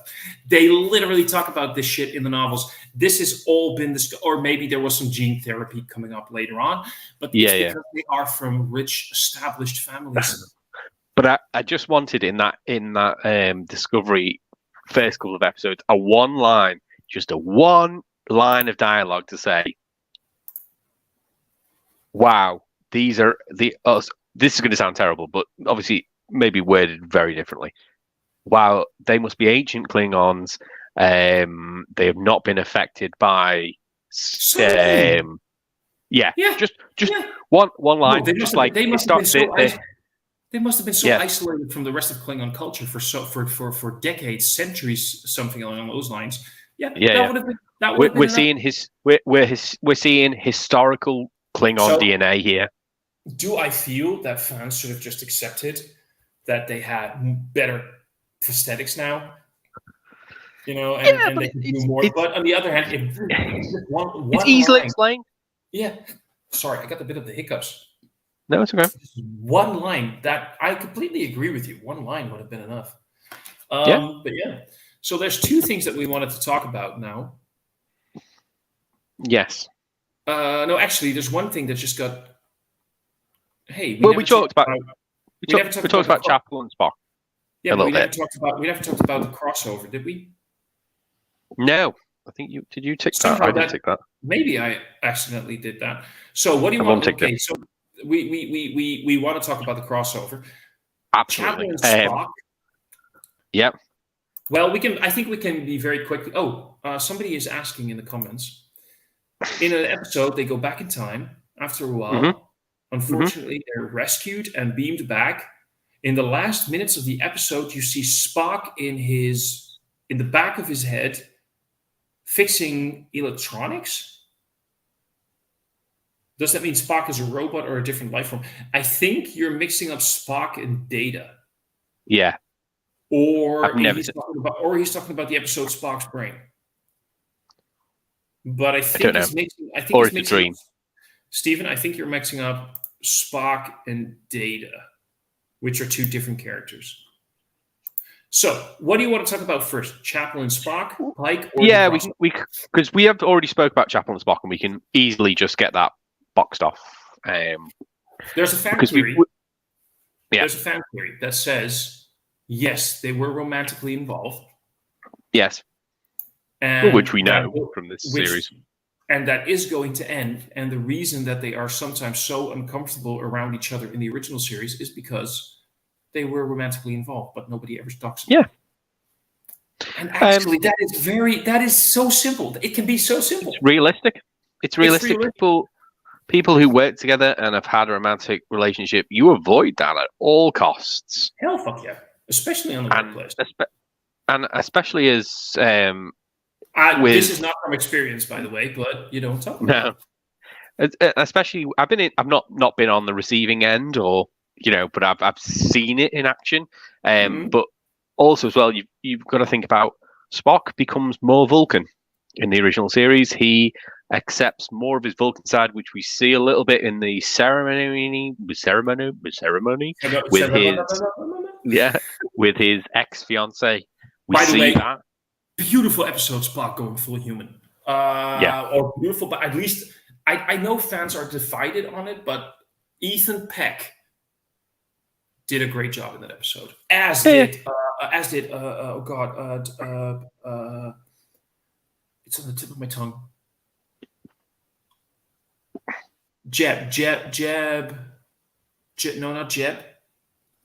She plays Chapel. Oh, it's Bush. It's Jess Bush. That's it. But anyway, they both did a great job, and I thought they were phenomenal in that episode. But anyway, she was a model originally. She's someone that's gone from model to an actress. I believe that. She, as in, she has the cheekbones and the physical build of what is desirable in the way she walks as well in models. Yeah, but she is a great actress, and I love the depth that she brings to Chapel. She does a great job. her accent's brilliant. I think she's Australian, so it's a really good. With that name, I would believe it, but I just think she does great. But yeah, the Spock Chapel romance, I think they're doing it phenomenally, and especially looking at Spock's character, what you just said. Spock is more human here. Mm-hmm. In the original series, he leans more towards Vulcan. It's Yeah. all in his journey, and at some points, he goes all the way to the Kolinar. And then we see his character in The Wrath of Khan with this a very balanced character. And then he dies, and then during the voyage home and the final frontier, he is relearning all these things about balancing all his different sides. And in the undiscovered country, we get to the Spock that says something most beautiful. And Spock in the undiscovered country towards Valeris utters the line, "Logic, logic, logic. Logic is only the beginning of understanding, not the end." He becomes very philosophical, which is something that aids him when he becomes Ambassador Spock. Yes, and that is why this series is so beautiful. In that, sorry, I sort of took over. I apologize. No. The only thing I was saying as well, I think as well, it happens. We saw it in that episode in Strange New Things. His mum has a very effect on him. I would hazard a guess that his mum dies somewhere between now and one of the series in the original series. I don't think they ever address it, to my knowledge. All I know is that in the original series, Amanda was his mother was married to Sarek, and during the Next Generation, and I forgot her name, but something with a P, I believe. But Sarek remarried, and it was also a human woman, but not Spock's mother, of course. But they don't ever address. They don't ever address. I think she passes away, and I think that also could be another factor of how more Vulcan he goes. Because look at the way at some point during that episode, at the end, when he is in touch with his human side, but also after he becomes back to his Vulcan side, and the way he can finally express to his mother, all the gratitude and love he feels. You've also got to consider his mum in this must be in her 50s, would we say? And humans, although humans live a lot longer in the future of the Star Trek universe, they do not live as long as Vulcans. No, by no stretch of the animation. This Spock, I believe, is in like his early 30s. Would be like, which is very young for a Vulcan. He would be somewhere between 29 and 33, I believe, right? I don't, because their age. If you, I hate to go back to Enterprise series again, but if you go back to the Enterprise series, what's her name? The Vulcan on board, T'Pol. Yeah, she is a lot older than she looks, and I think that's another thing as well. Yeah, I believe Spock was born in 2229 or 2231, if memory serves me right. The only thing you can go against is Michael Burnham, because obviously Michael Burnham, human, adopted, they age very similarly. Yeah. But obviously Vulcans have a longer lifespan in their later years once they developed. Spock was born in 2230. Okay, and this is set in 2259.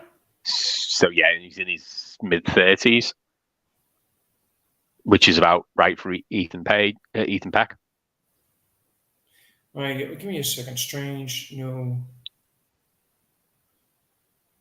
I'd say season 2 because obviously we jump a little forward in time between the two series. Not a lot, but not a little bit.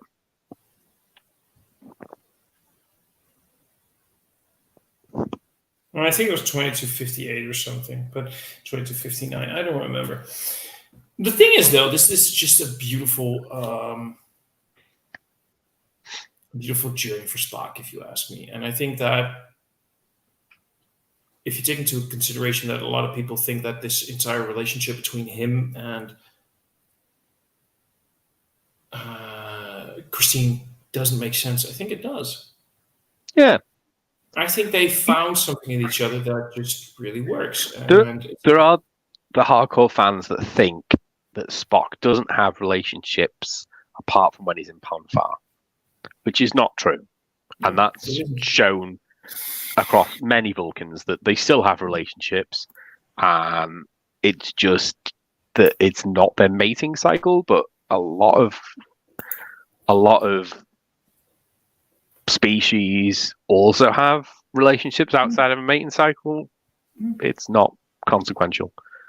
I mean, let's really. This is going to sound so weird, but if you go into nature, right, people think that animals only have sex to procreate, right? Mm-hmm.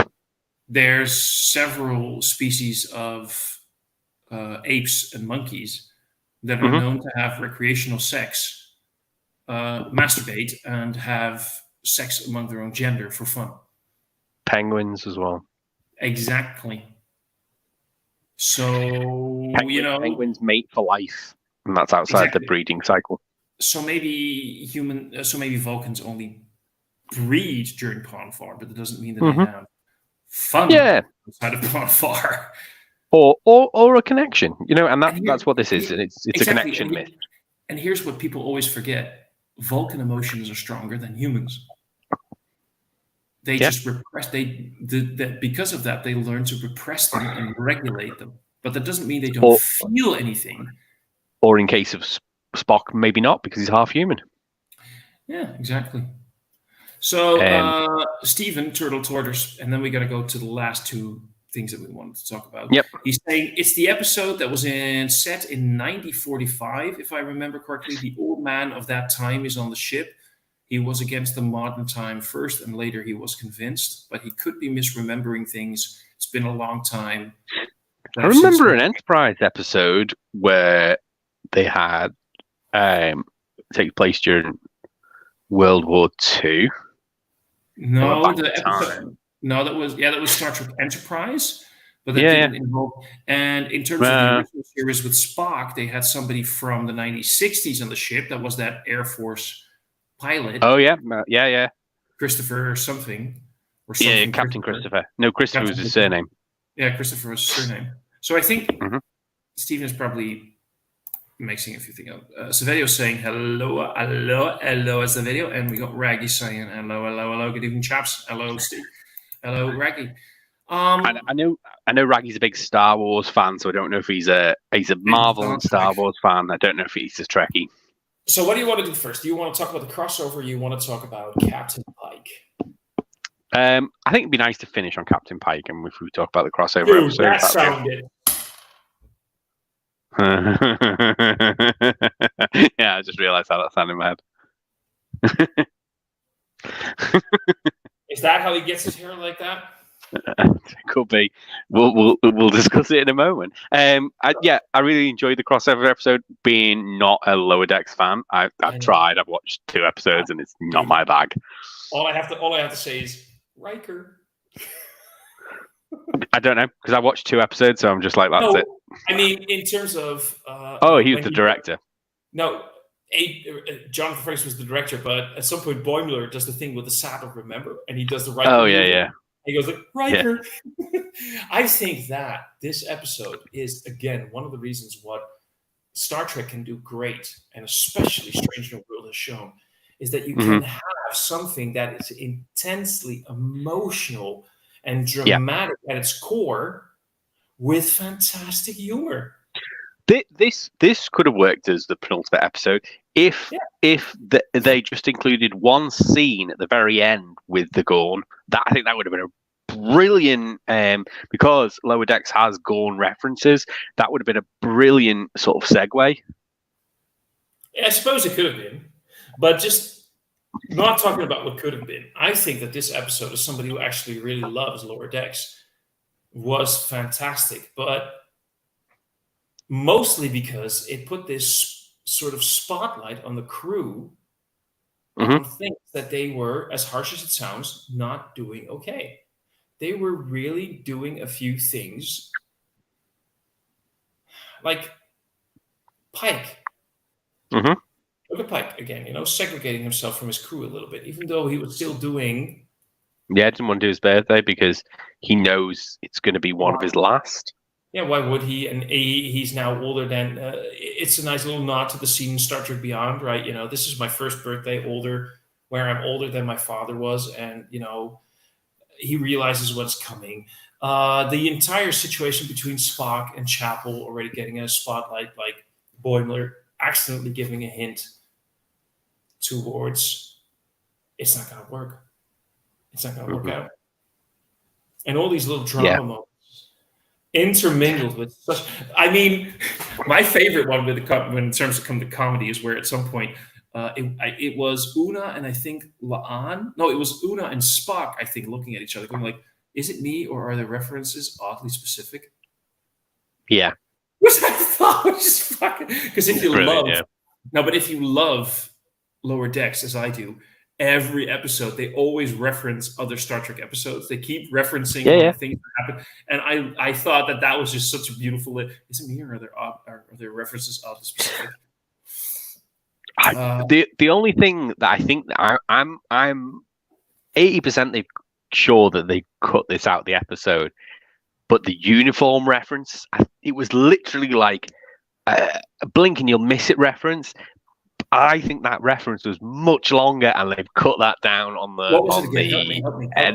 They said about the com badge, and they said about the flip-flops are so cool. He goes. They communicate us on their com badge, and he goes, well, we don't get the flipper. That's the best part. It's always cool little reference. But I really wanted a longer reference towards the change in uniform, and especially with the Command Gold versus Command Red reference. Yeah, that would have been awesome. They had a few very missed opportunities there. Raggy, by the way, loves Star Trek and Star Wars, and Saverio. Oh, brilliant! Also, saying "Live long and prosper." Live long and prosper. Happy anniversary to Raggy. It's his 5th YouTube anniversary, 5th year anniversary on you. What? 5 years of Raggy. I've been along longer than Raggy. I always thought like Raggy was this sort of like no part of YouTube. Yeah, no. YouTube was created. Wow. Well done, No, Raggy. 5 years. Congratulations, man. Oh, sorry. He started before I was on. There you go. I only really set up a channel in 2019. I want to say early 2019. Oh, you've been along for like 4 years as well. Yeah, but I was following Raggy before that, and like not much before. I never knew that. But yeah, the crossover episode, it has so many amazing little references. Like for one that I really love is when Boimler gets to the bridge. Yeah. And he's like, 1701, no dash, nothing. He says 1701 dash, nothing. And then you got like La'an and Una going like, what comes after the dash? I don't know. Yeah. Which, by the way, nautically speaking, makes perfect sense because it's funny that they do in Star Trek, like the dash A, B, C, D. That doesn't happen in real life. If there's a new Enterprise or a new, it'd be an O2. It would just It would be an O2, yeah. No, not even an O2. They would just get a new registry number. They don't get an O2. No, they don't. It's just a completely new registry number. I don't know, because they've had some vessel names for a long time. Yeah, but they get a new registry number. They don't get the O2. They don't. Yeah, it's a different class. Yeah, it wouldn't be an X anymore. No, but like if there was like the Enterprise CV, what was it? Like the one when they got a new one, it wasn't like the same registry number with a. What was the one that I put that in our notes? What was the one that Worf had? Because that was a longer one. No, Worf ultimately commanded, according to comics and shit like that. No, Worf never did. Yeah, they talked about it in Picard because he crashed it. No. It never said that he was in command. He just said that wasn't my fault. Yeah, no. They never actually stated. They don't say he's in command, but he said it was his. It is his fault, and ultimately ultimately the captain's responsibility. Yes, but he never said I was in. He never said. No, he didn't. Fault. It was hinted that whilst in command, he crashed sure, it. of course. But actually, what most fans are thinking is that it was a secret mission and it may not actually be destroyed. Oh, and by the way, here's a fun fact: Terry Metalis actually once said, "I should have met." Yeah, of course, the E. That's the E. Everybody knows the E. Yeah, no, that's what he destroyed. The E. If it's destroyed. Yeah. It's not. No. But here's the fun thing. That's why they left it vague. Geordi said the E wasn't available. Yeah, they could have rebuilt it though. No, but maybe it's not destroyed. Was it captured? Is it stuck? I'm saying he crashed it. He totally crashed it, and there'll be a reason to why he crashed it, and it would just be salvageable. My favorite thing that they never did in the crossover is actually very simple, and you and I talked about it. Now, we talked a little bit about how Kirk is popping up a lot in this season. Mm-hmm. I'm okay Get off my it. bridge. I actually like this. I actually like this version of Kirk. I'm okay with him. That's all good. I'm not complaining. Yeah, he is very Shatnery in his mannerisms, which I really enjoy. But how awesome would it have been during the crossover, during a bridge scene where Boimler is already going like, yeah, mad this Pike. Is so awesome. This is so awesome. I'm on the bridge, and there's Spock, and there's Una, and there's like Pike, and everybody's here. This is so cool. And suddenly the turbo lift door opens, and Kirk walks in, and he doesn't even respond. He just goes like, oh, and faint, yeah. Like, just not even like a exaggerated gasp or a laugh. It just goes. That would have been actually something that would have worked in that episode. Just Spock and just at that moment, like this sort of Kirk, Spock, Una, Pike thing, everybody going like, yeah. But I think he would have given the game away to how with Kirk taking over, and I think Pike already suspects. Maybe not taking over, but maybe not taking over the ship, but at least everybody looking at Kirk going like, what are you going to do in the future? I know this is... It's definitely going to get renewed for a season 3, and I really want the end of one episode for Pike to just say to Kirk, "Thank you very much, so and so and so and so, and now could you please get off my bridge?" Just the episode finishes just in a jokey way. Please, can you get off my bridge? I am kind of certain that we're going to get a season 3, but it's right now all up with the entire the writer's strike, yeah, price and everything. Because even if we're going to get a season 3, it's going to take 2 years. Yeah, at least. Year and a half. I think this the writer's strikes cost too much money to the studios. That's going to get resolved in the next. It's going to get resolved, but the thing is, we were going to get Discovery, and I think the idea was, if I remember correctly, and correct me if I'm wrong, yeah, I think they wanted to do a season of Star Trek Academy, right? Starfleet Academy before. It's going to be linked to Prodigy of some way.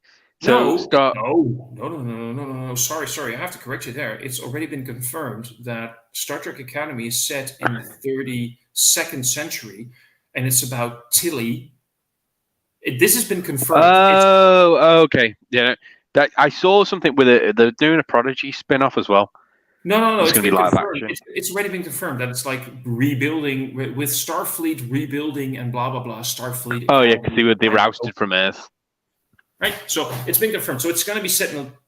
I said 32nd. Was it 31st? 32nd? When is this? I can't remember. Don't know. 31st or 32nd It's century. far beyond everything. Yeah. In any case, then. But I don't know when we're going to get it. But we're going to have to wait a while before we're going to get a real solution to this. Because what they would have loved to be doing right now is writing. But they can't write as well. So even if the strike gets resolved within, let's say, now in 3 months, it means that only then can they start writing season 3. Then they still have to get into pre-production, casting, production, and pre-production means, things like building sets and shit like that. Then they can go into production, but they still need post-production. So it's going to take 2 years before we're going to get season 3. Yeah, I agree. It's going to take ages. The one thing I want last thing I want to say about the crossover episode is I love that they kept the cast, the voice cast, as the actual live action cast. Just because I love the actor who plays Boimler's portrayal in The Boys. I think he's one of the better of the actors on that show. Mm-hmm. So I really appreciated him coming back from, just doing the voice. I know we've seen it in Star Wars where the voice actors for the majority of the voice actors from Rebels are coming back as live action. Isn't that something?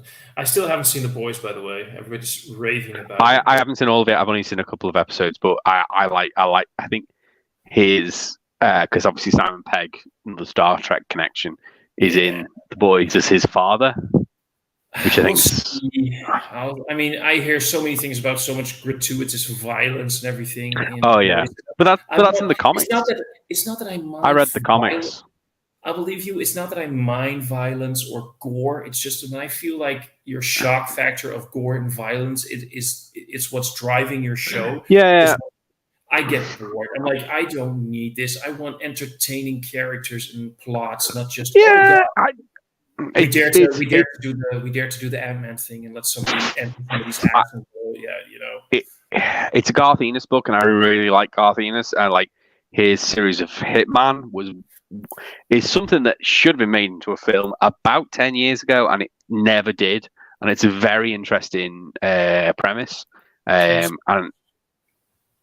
It's really good, and it's not the bald Hitman. Anyone getting confused? Hitman in the Garth Ennis comics is a completely different character. He's a hitman that gets bitten by an alien, essentially. I'll have to go look that up. Oh yeah, it's really good. But that is gratuitous violence because that's what Garth Ennis does. I suppose he did. I might try it. He did What's Name as well. That was the other one that he did. Seth Rogen's just produced it. Oh, what the hell is it called? He done a couple of Preacher. I kind of want to check Preacher, but that's because the same reason why I would want to watch The Boys is the same reason I want to watch Preacher. Yeah, they're the same comic book writer. No, but Carl Urban. Love Carl Urban. He's not in Preacher? He's in Preacher. Yeah. Who's he in Preacher? No, he's not a Preacher. Sorry, I mixed them. No, sorry, I'm wrong. He's not a Preacher. No, it's Dominic, British actor. They have the same vibe in terms of facial expressions. One's from New Zealand and one's from That's it. London. So, the last thing, I already ticked it off the box. The last thing that we should talk about. Yep. How freaking popular right now. If you look into fandom, you tagged me into something the other day. I couldn't respond, by the way, because I'm not part of that Facebook group, but how freaking popular is Pike as a captain? I think he's always been popular. I think he got a bit of love from the original series. So I think that's already embedded. A little bit, but then his biggest love as a character came, of course, when Bruce Hartwood did him in. Yeah. Bruce Greenwood. Greenwood, sorry, I was talking about Bruce Greenwood. But now we have this Pike. Mm-hmm. And this Pike is a much more developed character. But he just seems like he's a great actor, Anson Mount. No, but Anson Mount, but not just the actor, but the character. But like I hardly ever see anybody speaking negatively about the character of Pike. Is Pike right now the most favorite captain of all the shows? No, I don't think so. I think he's the flavor of the week. I really like Anson Mount. I completely had erased from my mind that he was Black Bolt until I saw the second Doctor Strange film. I never even saw that show, by the way. So apparently, Inhumans is great. It's good. It's just it's one of those ones where it's Marvel tried to do it within the universe and they buggered it all up. But he was really good in it. But he looks completely different because he had black hair. Obviously, he didn't. He was dyeing his hair at that point, and he had stubble, and he looks completely different. But the Pike character, just as a character, okay, we get an insecure captain from the beginning, which is a Star Trek trope, of course. And he's not insecure when he's introduced in Discovery. He's not insecure at all. He's very secure. Yeah, I'm talking about Strange New Worlds, just pure Strange New Worlds. He's insecure because he got his vision during Star Trek Discovery. That's my point. And now we have this man in the first season trying to sort of find his path. We see this person who is both. He's a marked man. He's very much trying to be amicable to his crew, entertain them, get to know them, but he also very much keeps his distance. He's a marked man. Yeah, he knows his time is up. Yeah, he does. But the fun thing is he's like very getting close to his crew, as in getting to know them. Yeah. Really wanting to engage them and make sure that they know that if they need him, he will be there. But in the same time, keeping his distance from that crew. And every time somebody tries to approach him, goes like, "Hey, we're here for you as well." He's like, going in even so far in his relationship with Captain Patel. Yep.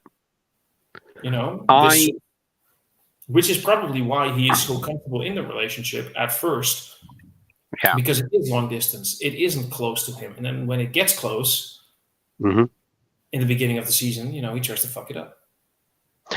We saw elements of it in the first series where someone's son is introduced to him, and that son is one of the names of the person he rescues during his accident. That's part of the season finale. Yeah. I want to see another name join the Enterprise crew and him against his wishes. I really want to see that, and I want to see him go completely off the reservation, because at some point, when when you're going to die, you have almost an element of invincibility, because you can't die prior to the accident, so you are essentially invincible until that point. What was it again? Deep Space Nine? My name is First Omaticlan. My name is First Omaticlan. I am dead. As of this moment, we are all dead. Yeah. We go into battle to reclaim our lives. Victory is... What's it again? How did they say it again? The Jem'Hadar? I can't remember. Something along those lines. Yeah. Victory is death, or something along those lines. We go into battle to reclaim our lives. It's a very Rick and Morty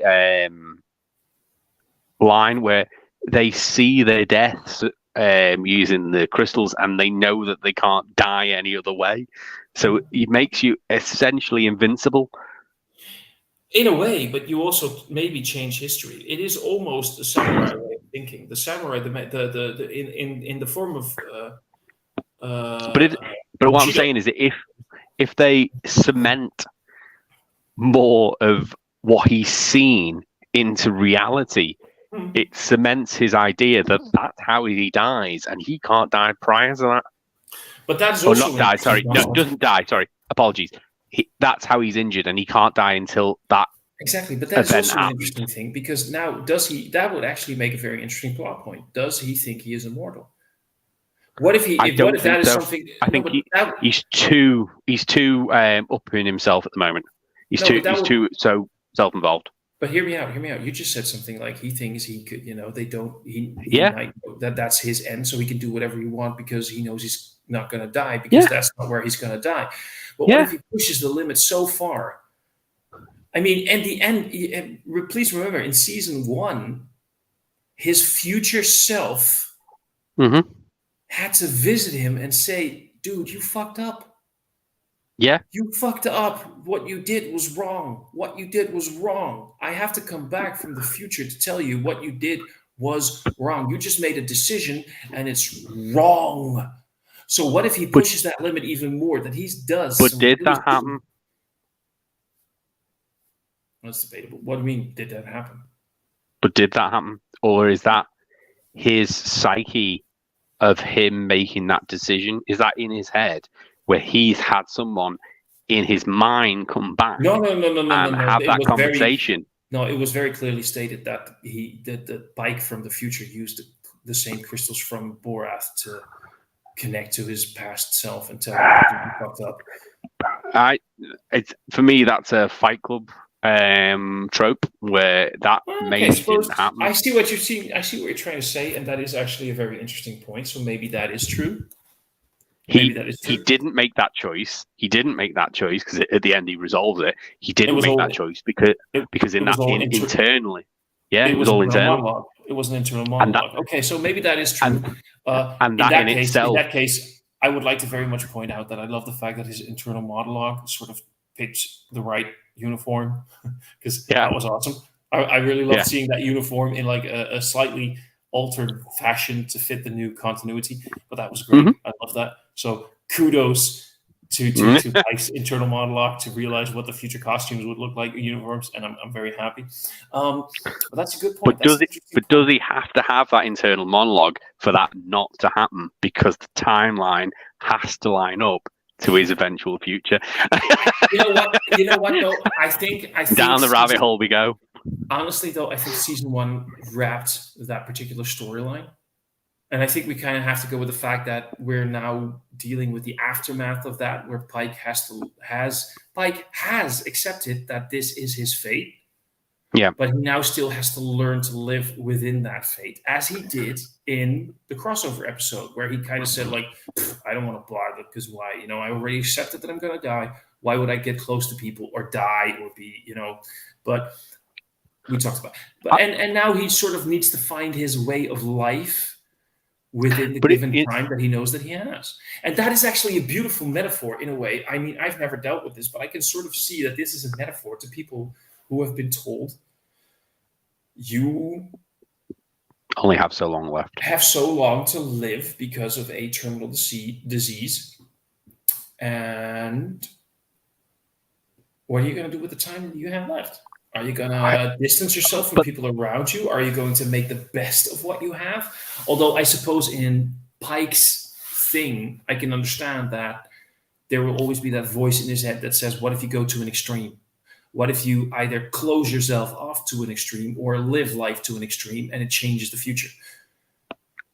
How do you live life and know that every day what you do might affect the future if you don't do it the way that's already been established? But so for example, Spock says you have an 89% chance of dying in this situation. Mm-hmm. When does that 11%? He knows that 11% is certain because he knows. What if it isn't, because the future isn't set? Like Terminator, the future isn't set. No, we're not living on Terminator rules. We're living in Star Trek rules, and I think. Yeah, but Star Trek rules are the same. Star Trek rules and Star Trek rules always change. If Star Trek set point.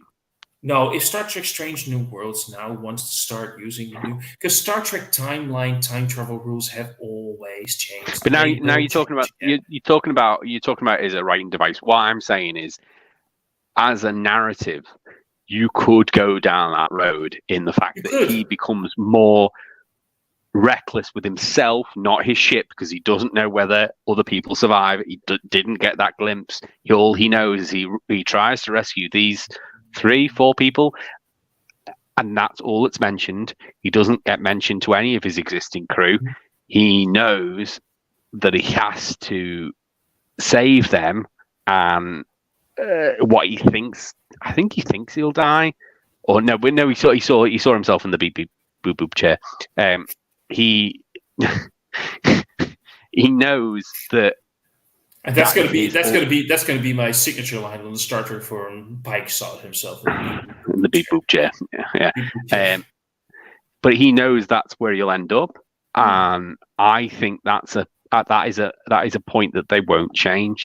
And what is more interesting is that he goes on more away missions and finds a dog. He goes on more away missions and and becomes more reckless with himself than he would if he didn't know his future. I would like that as a season 3 sort of point where at some point Yeah. Una, for example, is the one, because Una is the only one that knows, right? Yeah. And and Spock, but I don't know if Spock would confront his captain like that, but Una would. Una would go like, Pike, Chris, what are you doing? What are you doing? Why is it me? I think Spock would. Spock would say, Captain, you're going to kill yourself. And he goes, we both know that won't happen now. That's actually also a fair point, because Una would try and talk to him about it, but Spock would be the one who could reason with him. And at the end, I think that Pike is quite a man of reason. And he would most likely listen to the calculus. And this is where we're going with this show. In the end, hopefully, this is something that I would like to see in the next couple of seasons, is where the trifecta becomes effective, like the Kirk, McCoy, Spock thing, where we have the logical side, but Spock isn't his fully logical side yet, as we know it. We have Una, who can be quite calculating, but also an emotional person, and we have Pike in the middle, as Kirk was, and we have this trifecta, and that they're developing this trifecta, and it would be so nice to see that develop a little bit more along the lines of the original series, but different, in a different manner. Well, it would, yeah. No, what did you want to say? You said something. I think they'll introduce Bones, but I don't think he'll be chief medical officer. I think you're going to get Bones the same way as the Scotty and the fringes within the departments. I think you're going to see Scotty as an engineer, but not head engineer. And I think because he does talk about working his way up, and that makes me think that we'll see him in the next series, but he'll be a lonely engineer. He'll be a red shirt. He'll be a red shirt that.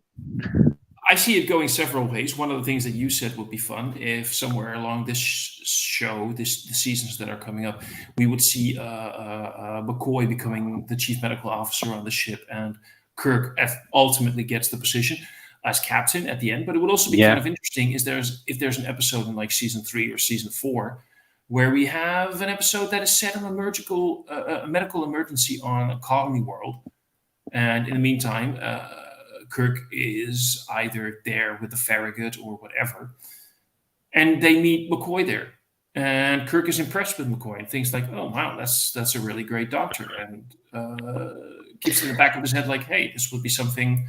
It's all these little things that it could do, but it would be interesting. That would be a way, like, hey, the Enterprise responds to a medical emergency somewhere, and in the meantime, this Starfleet hospital ship has also responded, and McCoy's part of that ship, or he's a civilian doctor. Who knows? I don't think. I'm sure it said that McCoy doesn't serve on any other vessel other than the Enterprise, and so I think it would be interesting to see him maybe be transferred from a starbase or transferred from not Starfleet Academy, because obviously he'll be a similar age or an experience to both Spock and Kirk. So I think maybe I would say same as Scotty, a starbase. He's transferred from a starbase, but not as chief medical officer. He's just a medical officer, and he gets promoted within the ship. Look, the Kelvin movies established at some point that McCoy was a doctor before he ever joined Starfleet, and he did because of the divorce and everything. Now, I'm not saying they go that route, but it would be interesting if there was an episode where they met McCoy as a civilian doctor, and somebody at some point says something along the lines, what if you ever looking for something new to do? Starfleet's always looking for great medical officers, and something along the lines of McCoy responding, "Damn it, man! I'm a doctor, not an officer." Or not a spaceman. I'm a doctor, not a spaceman. Something like that. So you see me going through that redshift transporter machine of yours all the time.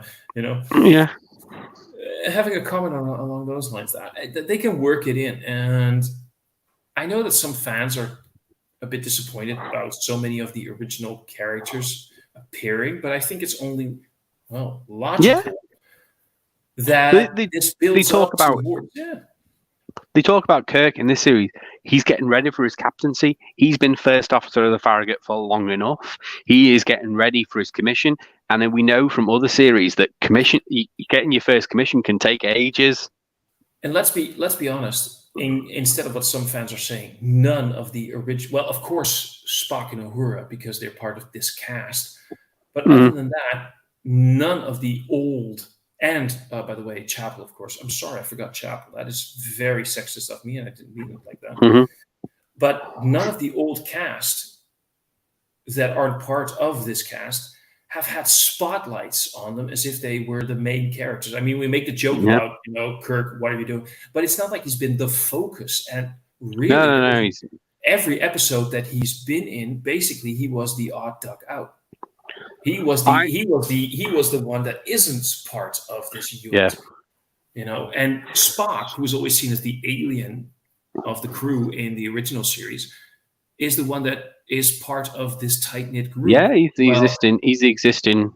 Yeah, when Uhura introduces him to Spock, Kirk is the odd one out. He's the one not part of the entire setting. So it's an interesting little dynamic there. I tell you what I'd love to see. I'd love to see. Obviously, we don't really see after sort of the original series. The Gorn are really sparsely seen in the timeline after that. Don't really see them. I know Lower Decks has I've not seen it, but I know Lower Decks has a reference to a Gorn chef. We don't really see the Gorn as a power within the universe, and it makes me. We only see that in again the novels, the Gorn hegemony. Hegemony? How do you pronounce that word? No. Hegemony. Yeah. Okay. They're only part. They're part as a sort of force to be reckoned with in the novels, but other than that, that's only in the novels. I would like to see something wipe them out to almost extinction levels, and it won't be the Federation because it's not something they do. But can you imagine if they cross the Romulan Empire or the Klingons? That could be fun. And they wipe them to almost extinction level because they don't have the same morals. I could see both working. The Klingons would hunt them down as sport. Yeah.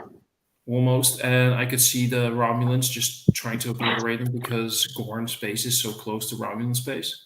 Yeah, established between brackets, blah blah blah. Klingon, Starfleet, Star Trek maps and shit like that have sort of established that Gorn space and Romulan space are relatively close. So and it doesn't exist after they never speak of them in Next Generation. No. So. What happens if Starfleet aren't involved? You see a Romulan Gorn very short-lived war, and it just they obliterate them. And Gorns exist, but they exist as not of a force to be reckoned with. It's oh my god, that's a Gorn. We've never seen I've not seen a Gorn for years. Do you know what I mean? And it would be nice. Yeah. It would be nice to see, and also, Starfleet with their political ideology, they'd stay out of that conflict. They would literally be the peacekeepers keeping the border. That would be all. Yeah. That makes sense. I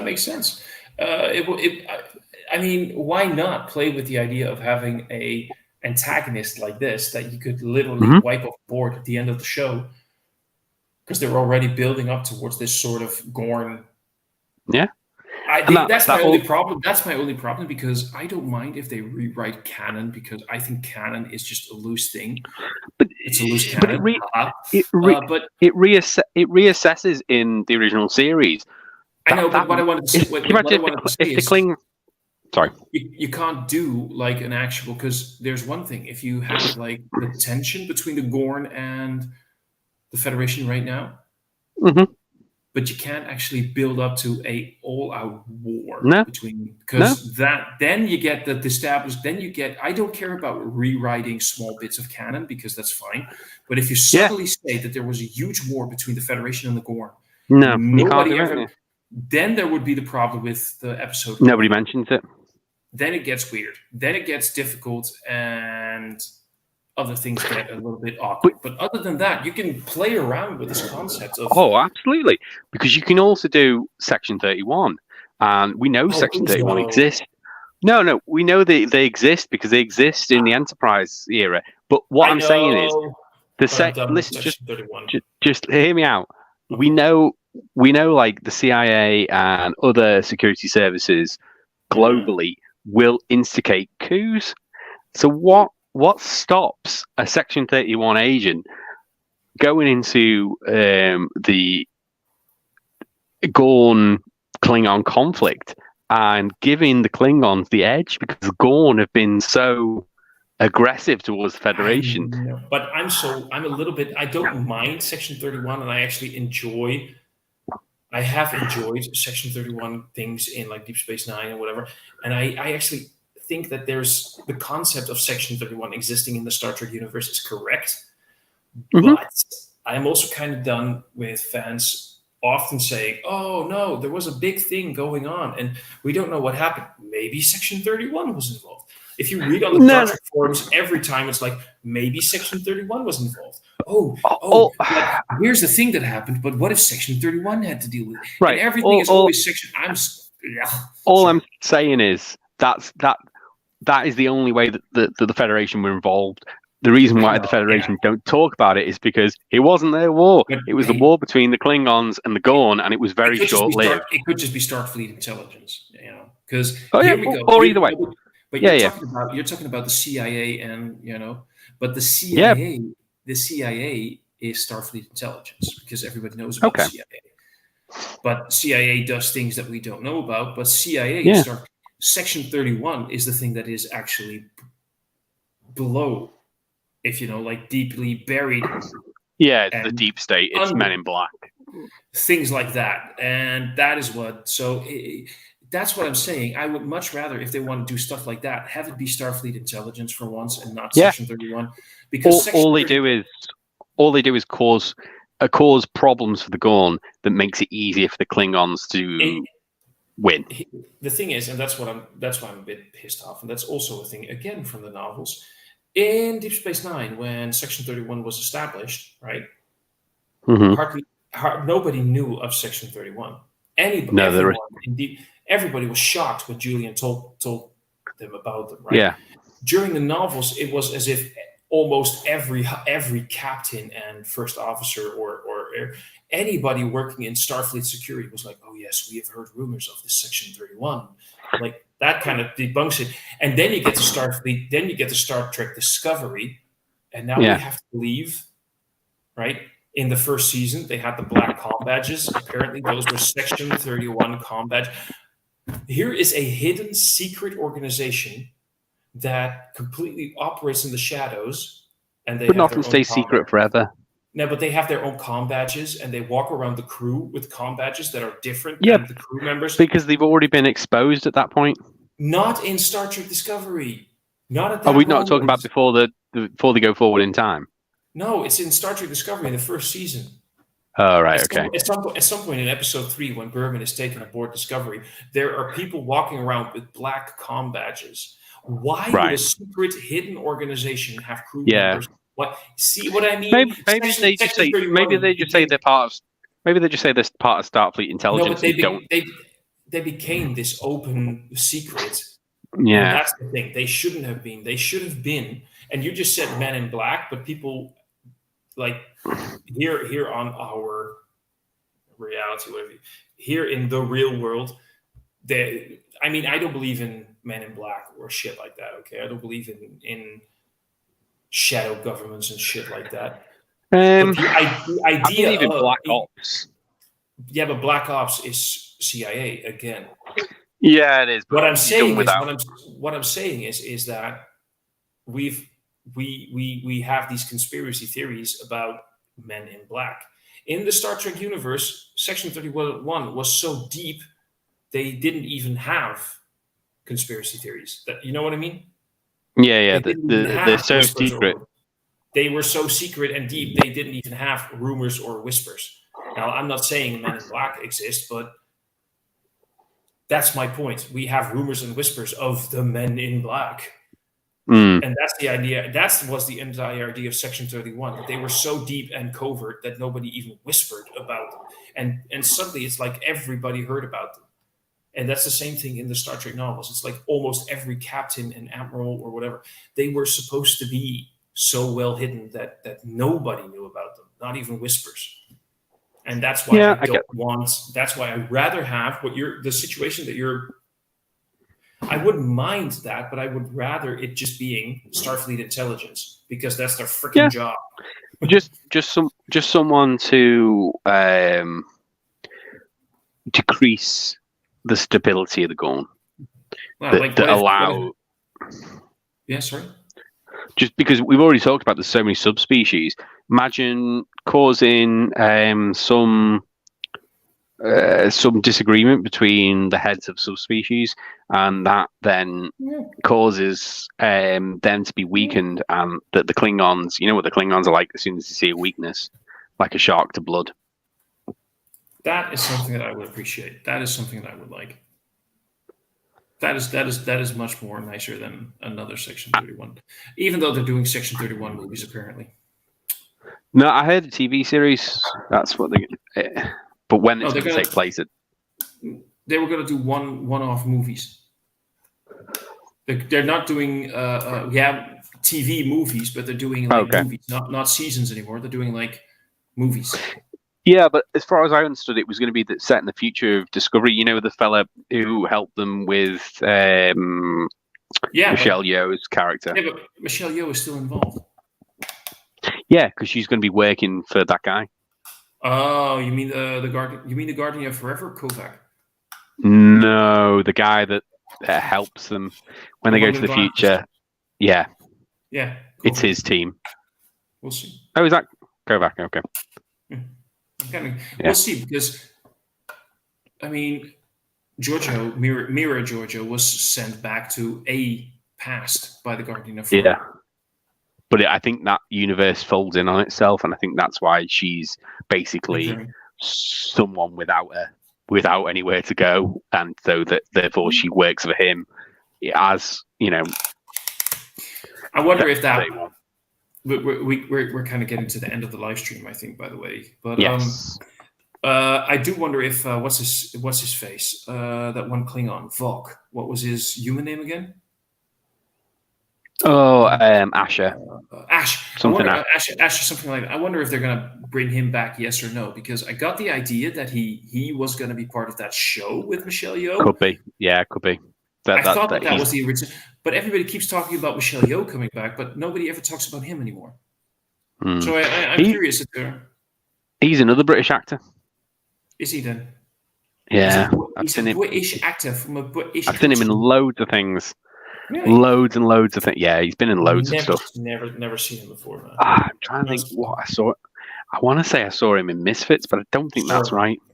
I can end this live stream on a fun joke, by the way. Okay, go on. Yeah. You do your fun joke, and then we'll finish it. You've got 2 minutes and 5 seconds. Go on. What do you call a blind dinosaur? Do you think he saw us? What do you call a blind dinosaur's dog? Do you think he saw us? Rex? Yes. That's it. You do realize that's in Jurassic Park. I know. That's why I tried. But you would not believe how many people of our generation don't know that joke. Pitiful, right? I nearly slapped someone the other day because they didn't realize that Jurassic Park was a book before it was a film. Oh, fuck off. Yeah. It's one of my favorite novels. Michael Crichton's really good. Michael Crichton was a Luddite, but he's a great author. Michael Crichton was a Luddite. I meant he's a good author. But he's a great author. But look at many of his novels. A lot of them have to deal with angst towards technology. Michael Crichton was only because he's frightened of the singularity, like many people. Yeah, he made some good points. Also, some of the best. I love the first Jurassic Park movie, and it's the best one. Mhm. But all the commentary from the original novel about humans wanting entertainment from, Mhm. the dinosaurs, and humans creating unrealistic dinosaurs. Yeah. And that was actually better addressed in Jurassic World than it was in Yeah. Jurassic Park, oddly Yeah. enough. And the character of Henry Hu, he was the one that actually said, like, we should do that. We should create different dinosaurs. Yeah. He said that in the novels, and that was better addressed in Jurassic World than it was in Jurassic Park. But Jurassic Park is still the better world. Because you can't make Richard Attenborough a villain. He's too nice. No, he's too nice. So, the end question by Turtle Tortoise. What is better, Star Trek or Star Wars? It's like, what do you like more, apples or oranges? It is not comparable. And it depends on my mood. There will be days. Yeah. You can't compare it to apples and oranges, or you can't compare them to each other. You can't compare them to each other. Okay. You can't compare them to each other. Apples and oranges. You can't compare them to each other, because there will be days when I want the deeper philosophy and the deeper, richer, more realistic, between brackets, world of Star Trek, which is more rooted in science. And sometimes I love the fantasy aspect and the more romantic aspect. There is philosophy in Star Wars. There's a lot of philosophy in Star Trek. Oh, Star Trek. Sorry, yes, there's a lot of philosophy in Star Trek. And sometimes I want the fantasy world and the more, good versus evil and, shit like that in Star Wars. You can't compare them. And it just really depends on my mood. And I will have days where I'm like, you know what? No, I'm much more of a Star Wars fan. And then I will have days where I'm like, no, it's much more Star Trek. And then I realize I finally am an adult, and I know the best sci-fi of them all is Babylon 5. Hate it. You fuck off. You go shut the fuck up. You go. Babylon 5, Battlestar Galactica, not good.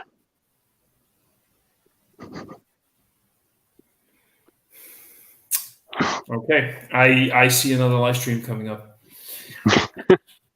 Okay, we're gonna have to talk about this. You go watch Babylon 5 and you go learn from your mistakes. I've watched it. Don't like it. All of it? No, I watched like half of series 1.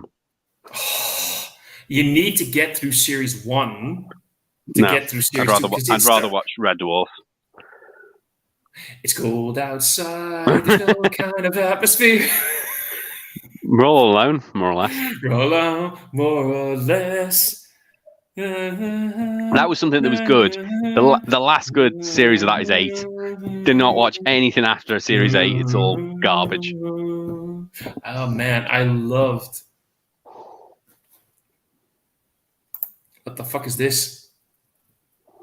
Who's better, Thomas or Adam? I say Thomas. He is Thomas. Dark Vader. Jesus. Thomas. Dark Vader. Yeah, well, anyway, it's been almost 3 hours. We should end this shit. And I have some plans for tomorrow, but that was where the messages came in, because things might change. Somebody's not feeling too well, so we'll see. But I had fun. We hardly had. At some point, we had like 4 people watching. I do hope one of them is. I'd love to see Matt on one of these talks, because I would love to see what his opinion is on. Because I don't think he watches anything Kurtzman. I asked him if he saw season 2, so if he had, I would have asked him to join. We spoke about Discovery in the past, and he's not a fan of Kurtzman. No, and he still hasn't seen season 2 and 3 of Picard, I think. Yeah. But admittedly, he's busy with work, he's busy with family, he's busy with his kids. Absolutely. So I get that. I fully understand that cuts into your television time.